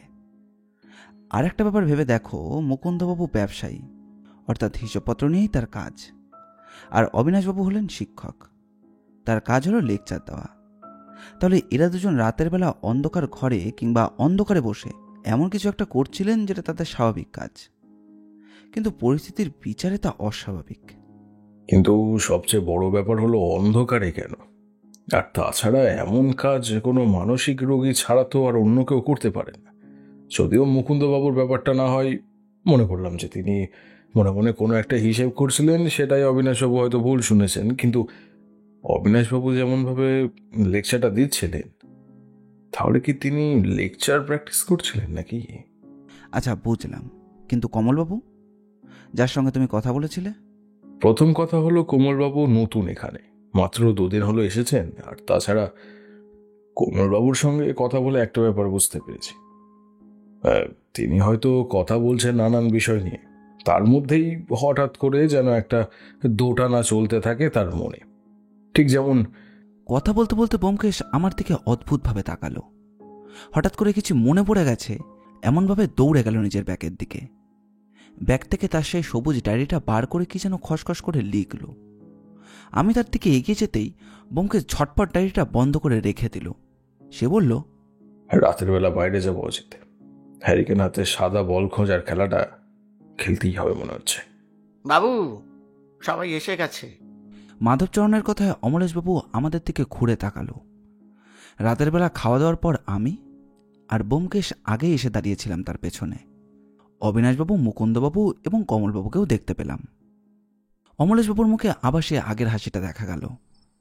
চশমার কাঁচটা সামান্য ঠিক করে তিনি বললেন, অজিতবাবু, আপনি যদি যেতে চান তাহলে আপনি প্রথমে যেতে পারেন। আপনি নতুন, তাই আপনাকেই আগে সুযোগ দেওয়া হবে। আশা করি আপনার নিশ্চয়ই ভালো লাগবে। অমলেশবাবুর কথা শুনে আমি আর দাঁড়িয়ে থাকতে পারলাম না। ফট করে এগিয়ে গেলাম আর একটা হ্যারিকেন তুলে নিয়ে ভালো করে গোটা ব্যাপারটা অমলেশবাবুর কাছ থেকে বুঝে নিলাম। তারপর সোজা জঙ্গলের পথ ধরে এগোতে লাগলাম। ধীরে ধীরে ব্যোমকেশ ও বাকিদের ফেলে আমি বড় বড় গাছপালার ডালের আড়ালে হারিয়ে গেলাম। হ্যারিকেনের আলোয় চারপাশটা ভালো করে দেখা যায় না। বড় বড় গাছগুলো অদ্ভুতভাবে দাঁড়িয়ে যেন আমার দিকে তাকিয়ে আছে। বারবার একটা অদ্ভুত ব্যাপার মনে হচ্ছিল, যে ব্যাপারটা এতক্ষণ পর্যন্ত আমার মনে হয়নি। মনে হচ্ছিল যে কেউ যেন আমাকে দেখছে, অথচ এখানে কারোর পক্ষে আমাকে দেখা সম্ভব নয়। এই ময়নানগরের ডাক বাংলোয় আমরা এই কজনই রয়েছি। তাছাড়া এই মুহূর্তে বাকি সবাই রয়েছে ডাক বাংলোর পেছনের দিকে। এইখানে এই জঙ্গলের ভেতর আমি লণ্ঠন হাতে নিয়ে একা চলেছি। চারপাশটা একবার ঘুরে ফিরে দেখলাম, না, কেউ নেই। আবার সামনের দিকে হাঁটতে হাঁটতে এগিয়ে চলেছি। আবার সেই অদ্ভুত ব্যাপারটা মনে হলো। কেন মনে হলো যে আমার পেছনের দিক থেকে কেউ আমাকে দেখে চলেছে? দুপা সামনে এগিয়ে গেলাম। তারপর অনেকক্ষণ সময় নিয়ে সেই জায়গায় গিয়ে পৌঁছলাম এবং অমলেশবাবুর বলে দেওয়া সেই গাছের তলা থেকে মাত্র একটা বল তুলে এনেছিলাম কিনা আমার সঠিক মনে পড়ে না। ফেরার সময় কিন্তু ব্যাপারটা তেমন হলোই না। যাওয়ার সময় যেমন কাউকে লক্ষ্য করার কথা মনে হচ্ছিল, ফেরার সময় কিন্তু সেসব কিছুই মাথাতে এলো না। হাসতে হাসতে বললাম, ধুর, কি যে হলো! একেতেই রাতের অন্ধকার, তার উপর নতুন জায়গা, তার জন্য মনে হয় এরকমটা হচ্ছিল। তারপর আরেকটু এগিয়ে যেতেই একটা জায়গায় লণ্ঠনে দেখলাম আলো জ্বলছে, আর ওখানে পাশাপাশি দাঁড়িয়ে রয়েছে সকলে। অমলেশবাবু, মাধবচরণ এবং একপাশে বাকি 4 জন আলাদা। হঠাৎ করে মাথার মধ্যে বিদ্যুৎ চমকের মতো একটা কথা মনে হলো। ওই যে ডাক বাংলোটা, ওই বাড়িটা, ওই পেছনের জায়গাটা কেমন যেন আপন হয়ে গেছে আমার। এটা ছেড়ে আবার কলকাতায় ফিরে যেতে হবে, এই কথার ভাবতেই আমার যেন ভেতর থেকে খুবই দুঃখ হচ্ছে। আমি ফিরে আসার পরে একে একে কমলবাবু, অবিনাশবাবু এবং মুকুন্দবাবু যথারীতি জঙ্গলে গেলেন হ্যারিকেন নিয়ে এবং ফিরেও এলেন। কিন্তু বোঝা যাচ্ছিল যে ওরা 3 জনও কোনো একটা কারণে ভয়ে রয়েছেন। আমারও যেমন ভয় হচ্ছিল, ঠিক তেমনই কি ওদেরও ভয় হচ্ছিল নাকি? অমলেশবাবু দেখলাম এগিয়ে গিয়ে ওদের সঙ্গে একবার কথাও বললেন। তারপর ব্যোমকেশের দিকে এগিয়ে এসে বললেন, ব্যোমকেশবাবু, আপনি যাবেন নাকি? ব্যোমকেশ এবার সবার দিকে তাকিয়ে দেখল। ব্যোমকেশের চিন্তা ভাবনাপূর্ণ মুখটা দেখেই বুঝতে পারলাম যে সে গভীরভাবে কিছু একটা ভাবছে। অমলেশবাবু আবার বললেন, ব্যোমকেশবাবু, যান। হঠাৎ মনে হলো ব্যোমকেশের চোখে কিসের একটা পরিবর্তন হলো, আর তারপরে ব্যোমকেশ অমলেশবাবুর হাত থেকে হ্যারিকেনটা নিয়ে সামনের দিকে এগোতে লাগলো। আমি ভুল দেখে থাকতে পারি, কিন্তু এক মুহূর্তের জন্য মনে হলো অমলেশবাবুর চোখ মুখে একটা ক্রুদ্ধ হাসির রেখা ফুটে উঠেই আবার মিলিয়ে গেল। তার মুখে লেগে থাকা সবসময় হাসির মতো কিন্তু সেই হাসিটা নয়, এ যেন একটু অন্যরকম। ব্যোমকেশ যখন ফিরে এলো তখন তার গোটা শরীর দরদর করে ঘামছে। ব্যোমকেশ এসে আমাদের দিকে এগিয়ে এলো। কি যেন একটা বলবো বলবো করছে, কিন্তু বলতে পারছে না। অমলেশবাবু বললেন, ভয় পেলেন নাকি ব্যোমকেশবাবু? জীবনে প্রথমবার ব্যোমকেশের মুখে এমন একটা কথা এই আমি প্রথম শুনলাম, এবং এটা শুনবো বলে কখনো ভাবিও নি। ব্যোমকেশ বলল, আপনি এত অন্ধকারে কেন, আর এমন একটা জায়গায় এলেন কি করে? চিন্তা করবেন না, আমরা তো এখন ঘরে ফিরে যাব। ঘরে আপনারা সবাই ঘুমিয়ে পড়বেন, এখন তাহলেই হবে। আমরা যে যার ঘরে ফিরে এলাম। ব্যোমকেশ বলল, অজিত, জঙ্গলে হাঁটার সময় কিছু মনে হচ্ছিল? মনে হয়েছিল, তবে তখন ব্যাপারটাকে অতটা গুরুত্ব দিইনি। এখন যখন তুমি বলছো তখন হ্যাঁ, মনে হচ্ছিল যেন কেউ আমাকে মাঝে মধ্যে দেখে চলেছে, তবে শুধু যাওয়ার সময়, আসার সময় কিন্তু ব্যাপারটা মনে হয়নি। হ্যারিকেন হাতে নেওয়ার সময় অমলেশবাবু কানে কানে কি বলেছিলেন, মনে আছে? অবাক হয়ে গেলাম। যাওয়ার সময় অমরেশবাবু কানে কানে কিছু একটা বলেছিলেন, কিন্তু কি বলেছিলেন সেটা ভালো করে মনে পড়ছে না। যেন বলেছিলেন, চলে যান অজিতবাবু, তবে যাওয়ার সময় একটু সাবধানে যাবেন, আসবার সময় তেমন কিছু হবে না। দেখলাম শরবতের গ্লাসটা হাতে নিয়ে ব্যোমকেশ জানালার কাছে দাঁড়িয়ে বাইরের দিকে তাকিয়ে রইল বেশ কিছুক্ষণ। তারপর মাধবচরণ এসে আমাদের গ্লাসগুলো নিয়ে যেতেই আমরা যে যার মতো শুয়ে পড়লাম। অনেক রাতে ঘুমের ঘোরে যেন শুনতে পেলাম ব্যোমকেশ বলছে, এমন কিছু একটা হচ্ছে যেটা আমি এখনো ধরতে পারছি না, কিন্তু এটা ধরতে না পারা পর্যন্ত এখান থেকে কাউকে সরিয়ে নিয়ে যাওয়া যাবে না। ঘুমের ঘোরের মধ্যে আমার মনে হলো, এখান থেকে যাব কেন? আর আশ্চর্য তো, এত সুন্দর একটা জায়গা, তাছাড়া খাওয়া দাওয়া সব কিছুই বিনামূল্যে, কোনো সমস্যাই নেই। মাঝে মধ্যে কিছু অদ্ভুত খেলার বন্দোবস্ত রয়েছে বই কি, কিন্তু ব্যোমকেশের সব কিছুতেই বাড়াবাড়ি। তবে মুখে কিছু বলতে ইচ্ছে হলো না। হালকা চাদরটা টেনে গায়ে দিয়ে ভালো করে চোখ বুঝলাম। মাধবচরণ সকালের ব্রেকফাস্ট দিয়ে যাওয়ার পর কিন্তু সত্যি সত্যি অমলেশ রায় আমাদেরকে জঙ্গলের ভিতরে ঘোরাতে নিয়ে গেলেন। আমি ব্যোমকেশ সামনের দিকে, আর অমলেশবাবু আমাদেরও সামনে, মাঝখানে মুকুলবাবু, কমলবাবু এবং পেছনে অবিনাশবাবু, আর একদম শেষে মাধবচরণ। মাধবচরণের হাতে একটা লম্বা বাঁশের লাঠি। জঙ্গলের পথে কোনো সমস্যা হলে সেই লাঠি ভরসা।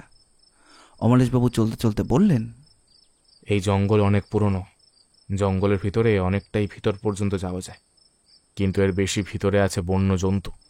তাছাড়াও সাপখোপ তো অনেক থাকে। এ পথের লোকজন চট করে পা রাখে না বলে একটু বেশি ভিতর পর্যন্ত যাওয়া ঠিক নয়। কেউ কোনো উত্তর করল না, যেন অমলেশবাবু একাই কথা বলছে। এই 3টে দিনে আরও একটা ব্যাপার লক্ষ্য করেছিলাম, এখানে নিজে থেকে এগিয়ে গিয়ে কেউ কথা না বললে চট করে কেউই কথা বলে না, বিশেষ করে দুপুরে খাওয়ার সময় কিংবা অন্য কোনো সময়। রাতের খাবার তো আমাদের ঘরেই চলে যায়। অদ্ভুত একটা ব্যাপার লক্ষ্য করেছিলাম, প্রতিদিন মাধবচরণ সকালে এবং দুপুরে রান্নার আগে কি খাবার তা জিজ্ঞাসা করতে আসে, অথচ প্রত্যেক দিন যেটা জিজ্ঞাসা করে তার সঙ্গে কিন্তু খাবার মেলে না, অর্থাৎ সে রান্নার ব্যবস্থা করার পরেই হয়তো জিজ্ঞাসা করতে আসে। কিন্তু বাস্তবে ব্যাপারটা হলো, অন্য কিছু রান্না করবার জন্য মাধবচরণ তো দূরের কথা, অমলেশবাবুকেও কেউ কখনো একটাও কথা বলেনি। সেটা মাধবচরণের রান্নার গুণের জন্যই হোক কিংবা অন্য কোনো কারণেই হোক, আমি ঠিক সেটা সঠিক জানি না। তবে এই 3টে দিনে এই ময়নানগরের বাংলো বাড়ি আর এই জঙ্গল সব কিছুর উপরে যেন একটা মায়া পড়ে গিয়েছিল। কলকাতা শহর, ব্যোমকেশের বাড়ি সবকিছু যেন অনেক বছর আগের কথা বলে মনে হচ্ছিল বারবার। এমনকি ঘুম থেকে উঠে হঠাৎ করে যদি দেখি ব্যোমকেশ আমার পাশে শুয়ে রয়েছে, প্রথমে মনে হচ্ছিল এটাকে। তারপর আরও একটা কথা বলি, আজ সকালেই ব্যাপারটা কেমন একটা হয়েছিল। সকালে ঘুমটা ভেঙেছিল অনেক আগেই। আমার যখন ঘুম ভেঙেছে তখন জঙ্গলের দিকে জানালা থেকেও প্রথমে সকালের সূর্যের অল্প অল্প আলো এসে পড়ছে। জঙ্গলটা পূব দিকে, তাই আলো সেদিকের জানলা দিয়ে ঘরে এসে ঢুকছে। আমি বিছানা ছেড়ে উঠে দাঁড়ালাম। জঙ্গলের কাছে গিয়ে দাঁড়িয়ে বাইরের দিকে তাকিয়ে একটা অদ্ভুত আনন্দে মনটা ভরে উঠল। মনে হলো যেন 3 দিন নয়, আমি এখানে অনেক দিন ধরে রয়েছি। এইখানে অনেক বছর ধরে থাকতে থাকতে এই ঘর, এই জঙ্গল সবকিছু আমার সাথে একান্ত হয়ে যাবে। শরীরটা একটু ঝরঝরে হতেই জল খাওয়ার জন্য টেবিলের দিকে হাত বাড়াতেই দেখি বিছানায় আমার পাশে কে যেন শুয়ে রয়েছে। এক মুহূর্ত থেকে চমকে উঠেছিলাম। আর একটু হলে তো বলেই ফেলতাম, মাধবচরণ, আমার ঘরে তুমি কাকে ঢুকতে দিয়েছো? তারপরে চুপ করে গিয়ে লোকটার মুখের দিকে তাকিয়ে দেখলাম। আস্তে আস্তে বিছানা ছেড়ে সামনের দিকে এগিয়ে দেখি লোকটার মুখ আমার খুব পরিচিত কারোর মতো, খুব চেনা চেনা মনে হলো। তারপরে হঠাৎ করে মনে পড়ে গেল, আরে ধুর, ঘুমের ঘরে ব্যোমকেশকে ভুলেই গেলাম নাকি? ব্যোমকেশ, কী যে হচ্ছে আমার। ব্যোমকেশকে এক মুহূর্তের জন্য আমি ভুলে গিয়েছিলাম। আর শুধু তাই নয়, ও ঘুমিয়েছিল বলে নিজেও ব্যাপারটা ধরতে পারেনি। হাসি পাচ্ছিল। জানালার ধারে দাঁড়িয়ে অনেকক্ষণ হয়ে গেছে। নিজেকে একটু সামলে নিলাম। তারপর বলতে গিয়েও ব্যোমকেশকে আর একটাও কথা বলতে পারলাম না। কি করেই বা বলবো? আমার এতদিনের বন্ধু সত্যান্বেষী ব্যোমকেশ বক্সী, আমি এক মুহূর্তের জন্য আমি তাকে ভুলে গিয়েছিলাম। আমার ঘরে অন্য কেউ ঢুকে বসে আছে বলে এক্ষুনি মাধবচরণের ওপর চোটপাট করতে যাচ্ছিলাম। জঙ্গলের পথে হাঁটতে হাঁটতে ব্যোমকেশ প্রশ্ন করল, আচ্ছা অজিত, আমার সমাধান করা একটা কেসের ব্যাপারে লিখতে শুরু করেছিল না তুমি? সেটা কত লেখা হয়েছে? কেসের ব্যাপারে? কোনটা বলো তো, মনে পড়ছে না তো। আরে তুমি ভুলে গেলে সেই গোলাপি হীরের একটা চুরির ব্যাপার সমাধান করেছিলাম আমি? ভুলে গেলে? তুমি তো সেটা লিখতে শুরু করেছিলে কলকাতায় থাকতে। তারপর বললে ফিরে এসে করা যাবে। তোমার কথা মতোই তো আমরা চক্রধরপুর এলাম। ও হ্যাঁ হ্যাঁ হ্যাঁ, ওটাই তো লিখতে শুরু করেছিলাম সবেমাত্র। তারপরে তো চক্রধরপুরে ঘুরতে আসার কথা মাথায় এলো। তার জন্য তোমায় বললাম যে বাড়ি ফিরেই না হয় গোলাপি হীরে চুরির রহস্য ব্যাপারটা লেখা যেতে পারে। ব্যোমকেশের মুখের দিকে মুখ তুলে আর তাকালাম না। সেদিন যদি ব্যোমকেশের মুখের দিকে মুখ তুলে তাকাতাম তাহলে হয়তো 2 দিন পরে এমন ব্যাপারটা আর ঘটতো না। তখন একটু দূরেই সরে গিয়েছিলাম।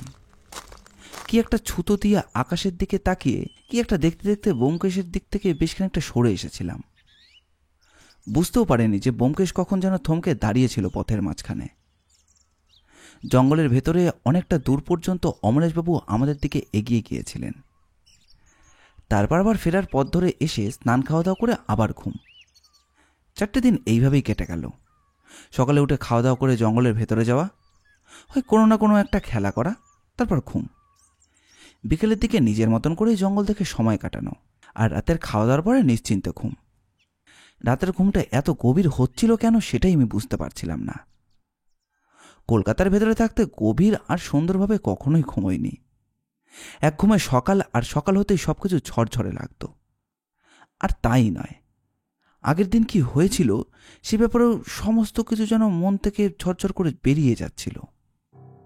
একটা সমস্যা হচ্ছিল, বারবারই যেন মনে হচ্ছিল যে কিছু একটা ভুলে যাচ্ছি, কিন্তু কি যে ভুলে যাচ্ছি সেটা কিছুতেই মনে পড়ছিল না। ব্যোমকেশ যেন আমার থেকে একটু একটু করে দূরে সরে যাচ্ছে। পরে বুঝতে পেরেছিলাম আমি নিজেই ব্যোমকেশের থেকে একটু একটু করে দূরে সরে গিয়েছিলাম। দুপুরে যখন অমলেশবাবু আমাদের ঘরে এলেন, ব্যোমকেশের সঙ্গে একটা অদ্ভুত ব্যাপারে তার কথা হলো। ব্যোমকেশ বলল, আপনি যে ডাক্তারের কথা বলছিলেন সেই ডাক্তারের নামটা আমায় একবার বলতে পারবেন? মানে যে ডাক্তার আপনাকে এই ডাক বাংলোটায় থাকতে দিয়েছে, কিংবা যার কথাতে আপনি এখানে রয়েছেন। ডাক্তার? কোন ডাক্তার? মানে ডাক্তারের কথা তো আমি কিছু বলিনি। কিছুক্ষণ চুপ করে থাকলেন। তারপর মনে পড়ে গেছে এমনভাবে আবার বললেন, ও আচ্ছা, এই ডাক বাংলোর মালিক ডক্টর রুদ্র চক্রবর্তীর ব্যাপারে তো জানতে চাইছেন। রুদ্র চক্রবর্তী বাড়ি কলকাতাতে। তিনি এখন কলকাতায় থাকেন না, তিনি বাইরে থাকেন। তিনি তো এই সমস্ত জায়গায় রক্ষণাবেক্ষণ এবং দেখাশোনার ভার আমায় দিয়ে গেছে। কেন বলুন তো, আপনার কি কোনো সমস্যা হচ্ছে? না, সমস্যা হচ্ছে না, তবে অনেক দিন তো হলো, এবার তো আমাদের যেতে হবে। তাছাড়া কলকাতাতে অনেক কাজ রয়েছে আমাদের। অমলেশবাবুর মুখটা মুহূর্তের জন্য যেন ফ্যাকাশে হয়ে গেল। এই প্রথমবার তিনি যেন তার মুখের ফ্যাকাশে ভাবটা লুকোবার চেষ্টাও করলেন না। বললেন, ফিরে যাবেন? কেন, আমাদের কি এখানে সারা জীবনের জন্য রেখে দেওয়ার পরিকল্পনা করেছেন নাকি আপনি? না, সেটা নয়, কিন্তু আপনাদের এখানে থাকতে ইচ্ছে করছে না। অজিতবাবু, আপনারও কি একই মত? না মানে ব্যোমকেশ, যদি আর কটা দিন থাকা যেত, খুব একটা তো খারাপ লাগছে না। তাছাড়া এত সুন্দর জায়গাটা চট করে তো আর পাওয়া যাবে না। তুমি থাকতে চাইলে থাকতে পারো, আমার আপত্তি নেই, কিন্তু আমি ফিরে যেতে চাই। আর তাছাড়া চক্রধরপুরে আমার একটা কাজও রয়েছে, সে কাজটা আমায় করতে হবে। অমলেশবাবু, আপনি বরং একটা কাজ করুন, আমার জন্য একটা গাড়ির ব্যবস্থা করে দিন, আমি চক্রধরপুর যাব। কাল সকালে গেলেই হবে, রাতের মধ্যে আবার ফিরে আসবো না হয়। আমার কিন্তু ভালো লাগছিল না। ব্যোমকেশ কেন এখান থেকে চলে যেতে চাইছে সেটাও আমার মাথায় ঢুকছে না। বেশ তো ভালো জায়গাটা, শুধু শুধু কেনই বা অমলেশবাবুর ওপর কথা বলছে? তাছাড়া মাধবচরণের এত সুন্দর রান্নার হাত, এত সুন্দর ঠান্ডা শরবত দেওয়া রাতের বেলা, এখান থেকে চলে গেলে কি এসব কিছু পাবো? কিন্তু ব্যোমকেশ যেন নাছরবান্তার মতোই বলল, আপনি কাল সকালেই গাড়িটার ব্যবস্থা করে দিন। যে গাড়িতে আমরা এসেছি সেই গাড়ির চালক বেশ ভালো লোক, তাকেই বলে দিন না চক্রধরপুরে যাওয়ার জন্য। সেও আমার সঙ্গে থাকবে, তারপর বিকেলের দিকে চলে আসবো। আপনি যখন যেতে চাইছেন তখন আপনাকে তো আর আমি আটকে রাখতে পারি না। কাল সকালেই আপনাকে গাড়ির ব্যবস্থা করে দেবো। আজকে রাতটা তো আপনি এখানে থাকবেন। ব্যোমকেশ সম্মতি জানাতেই অমলেশবাবু চলে গেলেন। কিন্তু আলাদা করে আমি আর কিছু বললাম না। ব্যোমকেশ একবার আমার দিকে তাকালো, মুখে কিছুই বলল না। অদ্ভুত একটা দূরত্ব তৈরি হয়ে গিয়েছিল আমার আর ব্যোমকেশের মধ্যে। তবে আমি কিছুই বুঝতে পারছিলাম না। আমার যেন শুধু মনে হচ্ছিল ব্যোমকেশ এখান থেকে চলে যেতে চাইছে, কিন্তু সেটা আমার একদমই ভালো লাগছে না। রাতের বেলা সেই শরবতটা দিয়ে গেল মাধবচরণ। শরবতের গ্লাসটা হাতে তুলে নিয়ে মনের খুশিতে চুমুক দেব, এমন সময় ব্যোমকেশ আমার হাতটা ধপ করে ধরে ফেলে বলল, আজকের রাতটা জেগে থাকো অজিত। আজকের রাতটা জেগে না থাকলে তুমি কিন্তু কিছু বুঝতে পারবে না। আরে সে না হয় জেগে থাকবো, কিন্তু এটা কি করছো? শরবতটা খেতে দাও, এত সুন্দর শরবত খাবো না? এখনো বুঝতে পারোনি? সমস্ত সমস্যার মূল হলো এই শরবত। এই শরবতটা প্রথম দিন থেকে কিন্তু আমি খাইনি, তাই প্রথম দিন থেকে আজ পর্যন্ত কি কি হয়েছে এই সমস্ত কিছু আমি বেশ ভালোভাবে বুঝতে পেরেছি। এমন কিছু ব্যাপার বুঝতে পেরেছি যেটা তুমি কিংবা অন্য কেউ বুঝতে পারোনি। তুমি কি বলছো? আমি তো কিছুই বুঝতে পারছি না। প্রথমত, এখান থেকে যাওয়ার ইচ্ছে আমার নেই। এই জায়গাটা আমার বড় ভালো লেগেছে। তাছাড়া এখানে সব কিছুই রয়েছে। এখান থেকে কেন যাব বলো তো? তোমার ইচ্ছে হলে তুমি যেতে পারো, আমি যাব না। আর তুমি ওই শরবত খেতে আমাকে বাধাও দিও না। অজিত, আমি বুঝতে পারছি যা কথা হচ্ছে সেগুলো আসলে তুমি বলছো না, তোমার মধ্যে থেকে অন্য কেউ বলছে। তুমি আজকে অন্তত শরবতটা খেও না অজিত। আমার মাথার ভেতরটা কেমন যেন ধকধক করছিল। বারবার ব্যোমকেশ কি বলছে? শরবতটা তো আমাকে খেতেই হবে, আর আমি শরবতটা খাবো না। কিন্তু ব্যোমকেশই বা আমাকে এটা খেতে বারণই বা কেন করছে? ব্যোমকেশ যে কোনো একটা কারণে আমাকে বারণ করছে সেটা আমার একবার মনে হচ্ছিল, আবার আর একবার মনে হচ্ছিল ব্যোমকেশের কথা না শুনে শরবতটা খেয়ে ফেললেই তো হয়। শরবতটা না খাওয়া পর্যন্ত গোটা শরীর যেন শান্ত হবে না। ব্যোমকেশ বোধহয় সেটা বুঝতে পেরেছিল, তাই ছটপট করে সামনে থেকে দুটো গ্লাস তুলে নিল। তারপর দুটো গ্লাসের শরবত জানলা থেকে ছুঁড়ে ফেলে দিল বাইরে, আর খালি গ্লাস দুটো টেবিলের ওপর আবার এনে রেখে দিল। আমার মাথাটা মুহূর্তের মধ্যে কেমন যেন গরম হয়ে গেল। আমি ব্যোমকেশকে কিছু বলতেও পারলাম না। দুহাতে নিজের মাথাটা চেপে ধরতেই একটা অদ্ভুত ব্যাপার আমার মনে হলো। মনে হলো প্রচণ্ড জোরে আমি ছিটকে গিয়ে পড়লাম বিছানার ওপর। মনে হলো অনেক দূর থেকে শুনতে পাচ্ছিলাম যে ব্যোমকেশ বলছে, অজিত, শুধু আজকের দিনটা সহ্য করো, কালকেই কোনো একটা ব্যবস্থা আমি করব। ব্যোমকেশ, আমার মাথার ভেতরটা কেমন যেন ধকধক করছে। এই শরবতটা তুমি আমাকে খেতে দিলে না কেন? এই শরবতটা খেলেই সব কিছু ঠিক হয়ে যেত। কথাটা মিথ্যে বলনি, এই শরবতটার ভিতরেই তো আসল ওষুধটা রয়েছে। ওটা খেলেই সবকিছু ঠিক হয়ে যাবে। গভীর ঘুমে ঘুমিয়ে পড়তে আর বুঝতেই পারতে না যে ঘুমের মধ্যে আসলে কি হচ্ছে। আমার আগেই বোঝা উচিত ছিল। বিনামূল্যে থাকার জায়গা, খাওয়ার ব্যবস্থা, তাও ওই লোকালয় থেকে এত দূরে, ময়নাগড়ের ডাক বাংলোর ব্যাপারটা আমার আগেই মাথায় রাখা উচিত ছিল। যে কারণে এদিকে এসেছিলাম সেটাই গ্রাস করে ফেললো আমাদের। তারপরে আর কিছুই মনে নেই আমার, চোখ বন্ধ হয়ে এসেছিল। তবে রাতের বেলা ঘরের মধ্যে একটা ধস্তাধস্তির শব্দ শুনে ঘুমটা ভেঙে গিয়েছিল। আর ঘুমটা ভাঙতেই দেখি ঘরের মধ্যে দুটো গলা শোনা যাচ্ছে, অমলেশ আর মাধবচরণ। এখানেই তো থাকার কথা। হ্যাঁ, এখানেই তো লোকটা ছিল। তোকে আগেই বলেছিলাম লোকটার উপর নজর রাখবি। সন্ধ্যাবেলায় তোকে বলেছিলাম লোকটাকে সহজ বলে মনে হচ্ছে না। সবাই সবকিছু ভুলে গেলেও লোকটার সব কথা মনে ছিল, এমনকি ডাক্তারের কথা পর্যন্ত আমায় জিজ্ঞাসা করছিল। কিন্তু সেটা কি করে হয়? লোকটা যদি প্রত্যেকদিন শরবত খেয়ে থাকে তাহলে তো এরম হওয়ার কথা না। আমার মনে হয় লোকটা শরবত খায়নি, কিন্তু লোকটা জানলো কি করে? চট করে তো করে বোঝা যায় না। আগেরবার যখন ওই ডাক্তারবাবু এসেছিল তখন বলেছিল তার এই ওষুধের কথা অনেকেই নাকি জানতে পেরেছে। তারা খোঁজ খবর নেওয়ারও চেষ্টা করছে। তার জন্যই তো ওই আমাদের চক্রধরপুর ছেড়ে ময়নাগড়ের ডাক বাংলোতে আসতে হলো। কিন্তু ওই লোকটা তাহলে কি সত্যি সত্যি পুলিশের লোক? এইসব কি শুনছি আমি? ব্যোমকেশই বা কোথায়? অমলেশ আর মাধবচরণ কিসের কথা বলছে? আমার চোখ প্রায় বন্ধ হয়েছিল। মাধবচরণ এগিয়ে এলো আমার দিকে, হেরিকেনের আলোটা ভালো করে তুলে আমার দিকে দেখল, আর তারপরই মনে হলো কে যেন জোরালো টর্চের আলো জ্বালিয়ে ফেলছে আমার চোখের ওপরে। না না, এই লোকটা তো ঠিকই আছে, চোখ দেখেই বোঝা যাচ্ছে। ডাক্তার তো বলেছিল চোখের দিকে তাকালেই ব্যাপারটা বোঝা যাবে। কিন্তু ওই লোকটার ক্ষেত্রে আমরা বুঝতে পারলাম না কেন? লোকটার চোখের তলে এমনিতেই কালি ছিল, তার মধ্যে আলাদা করে তাকে আর বোঝা যায়নি। লোকটা কোনো সময় সরাসরি আমাদের দিকে তাকাতো না, তাতেই হয়তো ভুলটা করেছিল। কিন্তু বাইরে তো ঘোড়ার গাড়িটা আছে, তাহলে লোকটা কোথায়? হঠাৎ করে বাইরের দিক থেকে ঘোড়ার ডাক শোনা গেল, আর সঙ্গে সঙ্গে ঘোড়ায় বাঁধা জুড়ি গাড়িটা খটখট করে চলতে লাগলো সামনের দিকে। এক মুহূর্তের মধ্যে ব্যাপারটা বুঝতে পেরে লোকগুলো বাইরের দিকে বেরিয়ে গেল। অমলেশ আর মাধবচরণ প্রায় চিৎকার করতে করতে ছুটে গেল বাইরের দিকে। আমার ঘুমটা তখন ভালোভাবে ভেঙেছে, কিন্তু বুঝতে পারছি না যে ঠিক কি হচ্ছে। ঠিক সেই সময় ঝড়ের গতিতে ঘরের ভেতর এসে ঢুকলো ব্যোমকেশ, আর তারপর মুখে আঙুল দিয়ে আমাকে চুপ করে থাকতে বলে ঝট করে আমাকে একটানেই তুলে ফেললো। আমি কোনো রকমে ব্যোমকেশের গায়ে ভর রেখে বললাম, ব্যোমকেশ, কি ওষুধের কথা বলছে ওরা? আর আমার মাথার ভেতরে বা ধকধক করছে কেন ব্যোমকেশ? কিছু হবে না অজিত, কিছু হবে না। তুমি এখন আমার সঙ্গে এসো।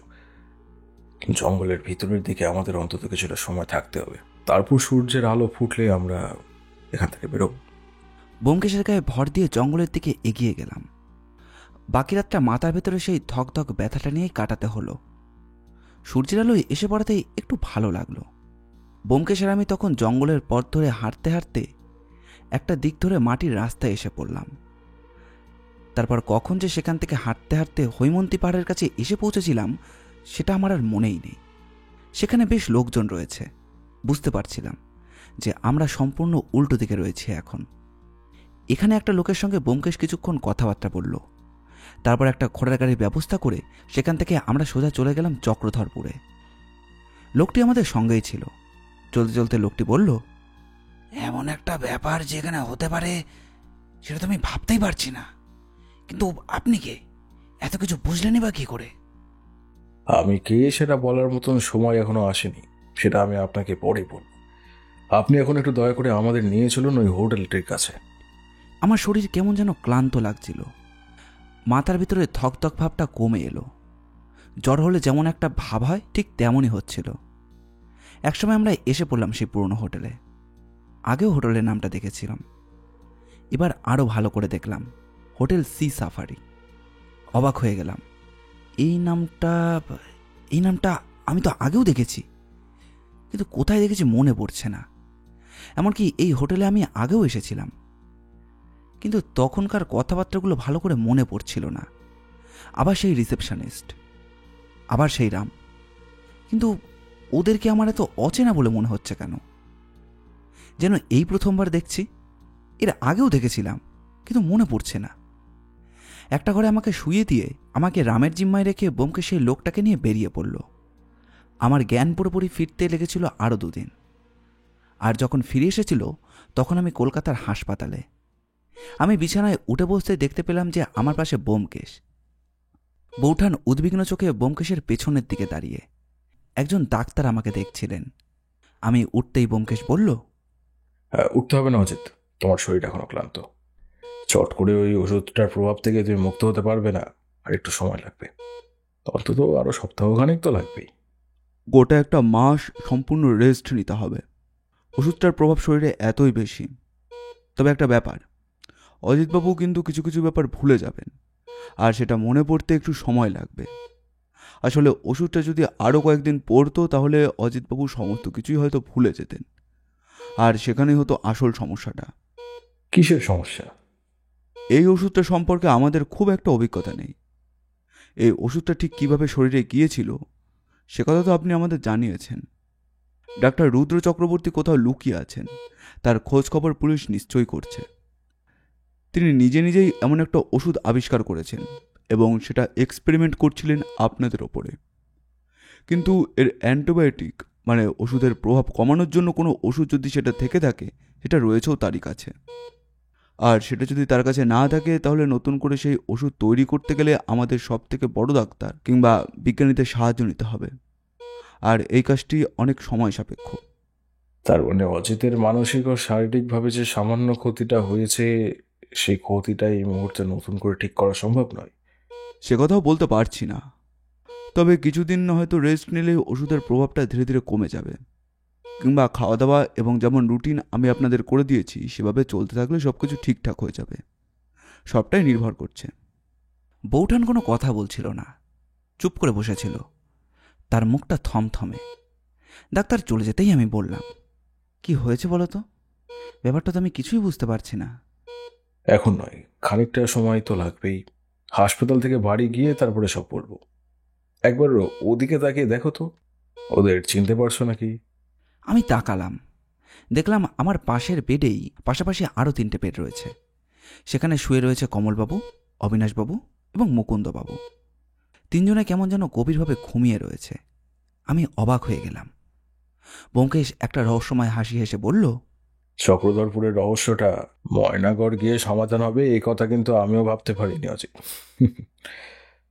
প্রথম দিন একটা সামান্য কাজ, আর তাতেই সবকিছু বদলে গিয়েছে। হাসপাতাল থেকে সপ্তাহখানেক হলো বাড়িতে এসেছি, সব কিছুই ঠিক হয়ে গেছে। আগের সব কিছুই মনে পড়ছিল। এমনকি ব্যোমকেশ আমাকে মিথ্যে বলেছিল। গোলাপি হিরে চুরি রহস্য নিয়ে লিখতে বসেছিলাম, সে কথাটাও মনে পড়ে গিয়েছিল। আমি লেখাটা শেষ করে পাবলিশারের কাছে জমা করে তারপরে চক্রধরপুরের উদ্দেশ্যে রওনা হয়েছিলাম। বাড়িতে ফিরে এসে 2 দিন অতি স্বাভাবিকভাবেই কেটে গেল। ব্যোমকেশকে পাওয়া গেল 3য় দিন সন্ধ্যাবেলায়। তখন ব্যোমকেশের সঙ্গে বসার সুযোগ পেলাম, আর তার সঙ্গে বৌঠানও এসে বসল। বৌঠান বলল, আমি দাদার বাড়ি গেছি, সেই ফাঁকে তোমরা চক্রধরপুরে চলে গিয়েছো? এমন কাণ্ড ঘটবে সে কথা তো আমি ভাবতেও পারিনি। আসলে ব্যাপারটা কি হয়েছিল বলো তো? কোনো ওষুধ আর একজন ডাক্তার, ডক্টর রুদ্র চক্রবর্তীর নাম শুনলাম মনে হলো। দেখো, ব্যাপারটা বলতে গেলে অনেকটা আগে থেকে বলতে হয়। অজিতের সমস্ত কিছু মনে নেই আমি জানি, কিন্তু আমার মনে আছে সবকিছুই। তুমি যাওয়ার পরেই ডাক্তার রুদ্র চক্রবর্তীর ব্যাপারে খবরটা পেয়েছিলাম। কলকাতায় কোথাও তিনি লুকিয়ে আছেন। এর আগে একটা ওষুধ নিয়ে তিনি গবেষণা করছিলেন এবং সেই গবেষণার এক্সপেরিমেন্ট তিনি ব্যবহার করেছিলেন মানুষদের ওপরে। খবরের কাগজের বছরখানেক আগে খবরটা বেরিয়েছিল। অদ্ভুত কোনো একটা জ্বরে 3জন এক রাতের মধ্যে মারা গেছে। কিন্তু 3জনই ছিল রাস্তা থেকে উঠে আসা, মানে অনাথ মানুষজন, তাই তো? তোমার স্মৃতিশক্তি যে খুব ভালো সে কথা মাঝে মধ্যে স্বীকার করতেই হয়। সত্য, এ কাজে রুদ্র চক্রবর্তী জড়িয়েছিল, কিন্তু ব্যাপারটা থেকে তিনি খুব সহজভাবেই পার পেয়ে যান। এইবার তিনি অন্য একটা ওষুধ নিয়ে কাজ করছিল, যে ওষুধটা নির্দিষ্ট পরিমাণে নির্দিষ্ট সময়ের অনুসারে দিলে কোনো মানুষের মস্তিষ্ক থেকে যেমন পুরো স্মৃতি মুছে ফেলা যাবে, তেমনি কোনো মানুষকে শুধুমাত্র কথার মাধ্যমে হিপনোটাইজ করে ফেলা যাবে, শুধুমাত্র তার ওষুধের মাধ্যমে। বলো কি, এমনটাও কি হতে পারে নাকি? এই অবিশ্বাস্য ব্যাপারটাকে সম্ভব করার চেষ্টা করছিল ওই ডাক্তার রুদ্র চক্রবর্তী। আমার কাছে খবর ছিল চক্রধরপুরের আশেপাশে কোথাও তার একটা আড্ডা রয়েছে, আর সে আড্ডা যে চক্রধরপুর থেকে এতটা দূরে ময়নাগড়ে রয়েছে সেটা আমি প্রথমে বুঝতে পারিনি। তাই প্রথম দিনের অমলেশবাবুর সঙ্গে আলাপ পরিচয় হওয়ার পরেও কোনো কিছুই আমার মনে হয়নি। কিন্তু সেখানে গিয়ে যেই অবিনাশবাবু, মুকুন্দবাবু এবং কমলবাবুকে দেখলাম, তখনই আমার খটকাটা লাগলো। দুপুরে দেখেছিলাম যে ভাত তরকারি আমরা খেয়েছি সেগুলোই অমলেশবাবু এবং মাধবচরণ খেয়েছে, তাই খাবারের মধ্যে যে কিছু নেই সেটা আমি বুঝতে পেরেছিলাম। রাতের বেলা যখন আমাদের জন্য শরবত এলো, তখনই কেমন যেন ব্যাপারটা সন্দেহজনক মনে হলো। তাই সেই রাতে আমি শরবত খাইনি। শরবতের মধ্যে সেই ওষুধের সঙ্গে সামান্য ঘুমের ওষুধও ছিল, বা হতে পারে সেই ওষুধের প্রভাবে ঘুমও হতো। অজিত ঘুমিয়ে পড়ল। বাকিরা ঘুমিয়ে পড়ার পর দরজা খুলে আমি নিজে বাইরে বেরোবো বলে চিন্তা করলাম, কিন্তু বুঝতে পারলাম যে ঘরের দরজা বাইরে থেকে বন্ধ। তখনই চেঁচামেচি কিংবা অন্য কিছু না করে চুপ করে বসে রইলাম। পরদিন সকালে যখন ঘুম থেকে উঠলাম, দেখলাম যে ঘরের দরজা খোলা, অর্থাৎ কেউ নির্দিষ্ট সময়ে এসে কিন্তু দরজাটা খুলে দিয়ে গিয়েছে। কিন্তু কেন? রাতের বেলা ঘরের দরজা বন্ধ করে রাখার কারণটা কি? যাতে কেউ ঘর থেকে বাইরে যেতে না পারে। কিন্তু কেন? আমি তো ব্যাপারটা বুঝতেই পারিনি কখনো। তুমি কি করে বুঝবে ঠাকুরপো? তুমি তো প্রথম থেকেই সেই ওষুধের প্রভাবে ছিলে। এই ওষুধের মাধ্যমে মানুষের মস্তিষ্ক থেকে স্মৃতি সরিয়ে দিয়ে ডক্টর রুদ্র চক্রবর্তী নিজে তার মন ও মস্তিষ্কের ওপর কন্ট্রোল করতে চেয়েছিলেন। ওনার কথা মতোই অমলেশবাবু কাজ করেছিলেন। আর তাই প্রথম দিন মুকুন্দবাবু, অবিনাশবাবু এবং কোমলবাবু সেই রিংয়ের খেলাটা খেলেছিলেন। তাদের বয়সী কোনো মানুষের পক্ষে এমন খেলা তো অনেক দূরের কথা, ভাবাও যায় না। তারপর পরদিন তুমি কিন্তু হ্যারিকেন হাতে জঙ্গলের ভিতরে সাদা বল খুঁজতে গিয়েছিলে। এইভাবেই বেশ কিছু ব্যাপারের মাধ্যমে ওরা বুঝতে চাইছিল যে ওদের ওষুধের প্রভাব খাটিয়ে এই 5 জনকে ওরা নিজেদের নিয়ন্ত্রণে আনতে পেরেছে কিনা। কিন্তু তুমি তো ওষুধ খাওনি, তাহলে তুমি অজিতের মতো সেই রাতে বল খেলতে গিয়েছিলে কেন? ওদের বিশ্বাসের জন্য। তাছাড়া অমলেশবাবু আমার সামনে এসে একটা অদ্ভুত গম্ভীর কিন্তু সুরেলা গলায় জঙ্গলের ভিতরে যাওয়ার কথা বলতেই আমি বুঝতে পেরেছিলাম ওটাই হলো ওষুধের প্রভাবে থাকা মানুষদেরকে কাজ করানোর একমাত্র গলার স্বর। তাই আমি গিয়েছিলাম এবং ফিরে এসে অদ্ভুত ভয় পাওয়ার কথাটা বলেছিলাম, যাতে অমরেশবাবু বোঝেন ওর ওষুধের প্রক্রিয়া আমার ওপরে রয়েছে। কিন্তু তুমি কখন ব্যাপারটা বুঝতে পারলে? প্রথম দুদিনের সবকিছুই কেমন যেন অদ্ভুত লাগছিল। মাধবচরণের খাবারের জন্য প্রত্যেক দিন জিজ্ঞাসা করে যাওয়া, অথচ যা বলা হয় সেটা না করে অন্য কিছু রান্না করা, বাকিদের কথা কম বলা এবং নিজে থেকে কথা বলে তবেই সেই কথার উত্তর দেওয়া, অন্ধকারের মধ্যে অবিনাশবাবুর কাউকে ওই লেকচার দেওয়া, মুকুন্দবাবুর হিসেব করা এবং কুমলবাবুর কাউকে আইনের জটিল মার প্যাঁচ বোঝানো, এই সব কিছুই আমি নজর রেখেছিলাম। শুধু রাত হলে নিশ্চিন্তে ঘুমিয়ে পড়তো মাধবচরণ আর অমলেশবাবু। অমলেশবাবু প্রত্যেক দিন সকালে গাড়ি নিয়ে কোথাও একটা বেরিয়ে পড়তো। সবকিছু মিলিয়ে বুঝতে পারছিলাম যে আমাদের লোকালয় থেকে দূরে রাখলেও অমলেশবাবু মাঝে মধ্যে লোকালয়ে যান। কিন্তু কেন? ময়নাগড় পর্যন্ত চিঠি কিংবা অন্য কিছু আসে না, চক্রধরপুরে আসে। একদিন দুপুরবেলায় অমলেশবাবু না থাকার সুযোগে এবং মাধবচরণের ঘুমাবার সুযোগ সদ্ব্যবহার করে আমি অমলেশবাবুর ঘরে ঢুকে তার কাগজপত্র, চিঠিপত্র সবকিছু ঘেঁটে দেখি। আর তখনই বুঝতে পারি ডক্টর রুদ্র চক্রবর্তীর সঙ্গে মিলে এক্সপেরিমেন্ট করে চলেছে দুজনে। অমলেশবাবু আসলে নিজের একজন ডাক্তার এবং একজন বিজ্ঞানী বলতে পারো, যে নতুন নতুন ওষুধ নিয়ে কাজ করে। কিন্তু সেই রাতে তুমি সেখান থেকে চলে আসার কথা বললে কেন? বুঝতে পারছিলাম অজিতের শরীর খারাপ হতে শুরু করেছে। আমাকেও চিনতে পারছিল না। মাঝে মাঝে আমার কথার উপরে এমনভাবে উত্তর করছিল যাতে আমি একেবারে অভ্যস্ত নই। তাছাড়া বিশেষ করে মুকুন্দবাবুর অবস্থা দেখে আমি বুঝতে পেরেছিলাম তার নিজস্ব ক্ষমতা বলতে আর তেমন কিছুই নেই। অমলেশবাবু আর মাধবচরণের কথাতেই তিনি কাজ করেন। মাধবচরণ যখন আমাদের রান্নার জন্য জিজ্ঞাসা করতে আসতো তখন অজিত কিন্তু কোনো উত্তর দিত না, উত্তর দিতাম হচ্ছে আমি। প্রথম দিনই শুধু অজিত কিছু বলেছিল। আসলে মাধবচরণ দেখতে চাইতো আমরা নিজেদের কথা নিজেদের মতো করে বলার ক্ষমতা এখনো হারিয়ে ফেলেছি কিনা। শেষের দিকে আমি ব্যাপারটা বুঝতে পেরে আমিও এলোমেলোভাবে উত্তর দিতাম। শেষে বুঝতে পেরেছিলাম যে বেশ দেরি করলে সমস্যা বাড়বে বই কমবে না। সেদিন ঘর থেকে রাতের বেলা বেরিয়ে যাই দরজা ভেঙে। তারপর ঘোড়ার গাড়িটাকে ছেড়ে দিই মাধবচরণ আর অমলেশবাবুর নজর অন্যদিকে সরিয়ে দিয়ে। আমি বার করে আনি অজিতকে। জানতাম সবাইকে আমি তখন বার করতে পারবো না। আমার মনে আছে একটা জঙ্গলের মধ্যে আমরা বসেছিলাম কিছুক্ষণ, তাই না? যদি ওরা তোমাদের ধরে ফেলতো তাহলে? ধরতে পারলে কি হতো জানি না, তবে চেষ্টাটা আমায় করতেই হতো। তারপরে ওখান থেকে বেরিয়ে ওই লোকটির সাহায্যে চক্রধরপুর এবং সেখান থেকে পুলিশের সাহায্যে কলকাতা। পুলিশের সাহায্যে বাকিদের উদ্ধার করে নিয়ে আসা হয়েছে, তবে আশা করছি যে অমলেশবাবু আর মাধবচরণকে খুব তাড়াতাড়ি গ্রেফতার করা যাবে। তাদের সন্ধানে পুলিশ রয়েছে, আর রুদ্র চক্রবর্তীও ধরা পড়ে যাবে খুব শীঘ্রই। ব্যাপারটা এখানেই শেষ ছিল না। সপ্তাহখানেকের মধ্যে অমলেশবাবু, মাধবচরণ এবং রুদ্র চক্রবর্তী কলকাতার একটা জায়গা থেকে ধরা পড়ে। তারা তিনজনে একসঙ্গেই ছিল। মুকুন্দবাবু, অবিনাশবাবু এবং কমলবাবু সুস্থ হতে আরও অনেকটা সময় লেগেছিল।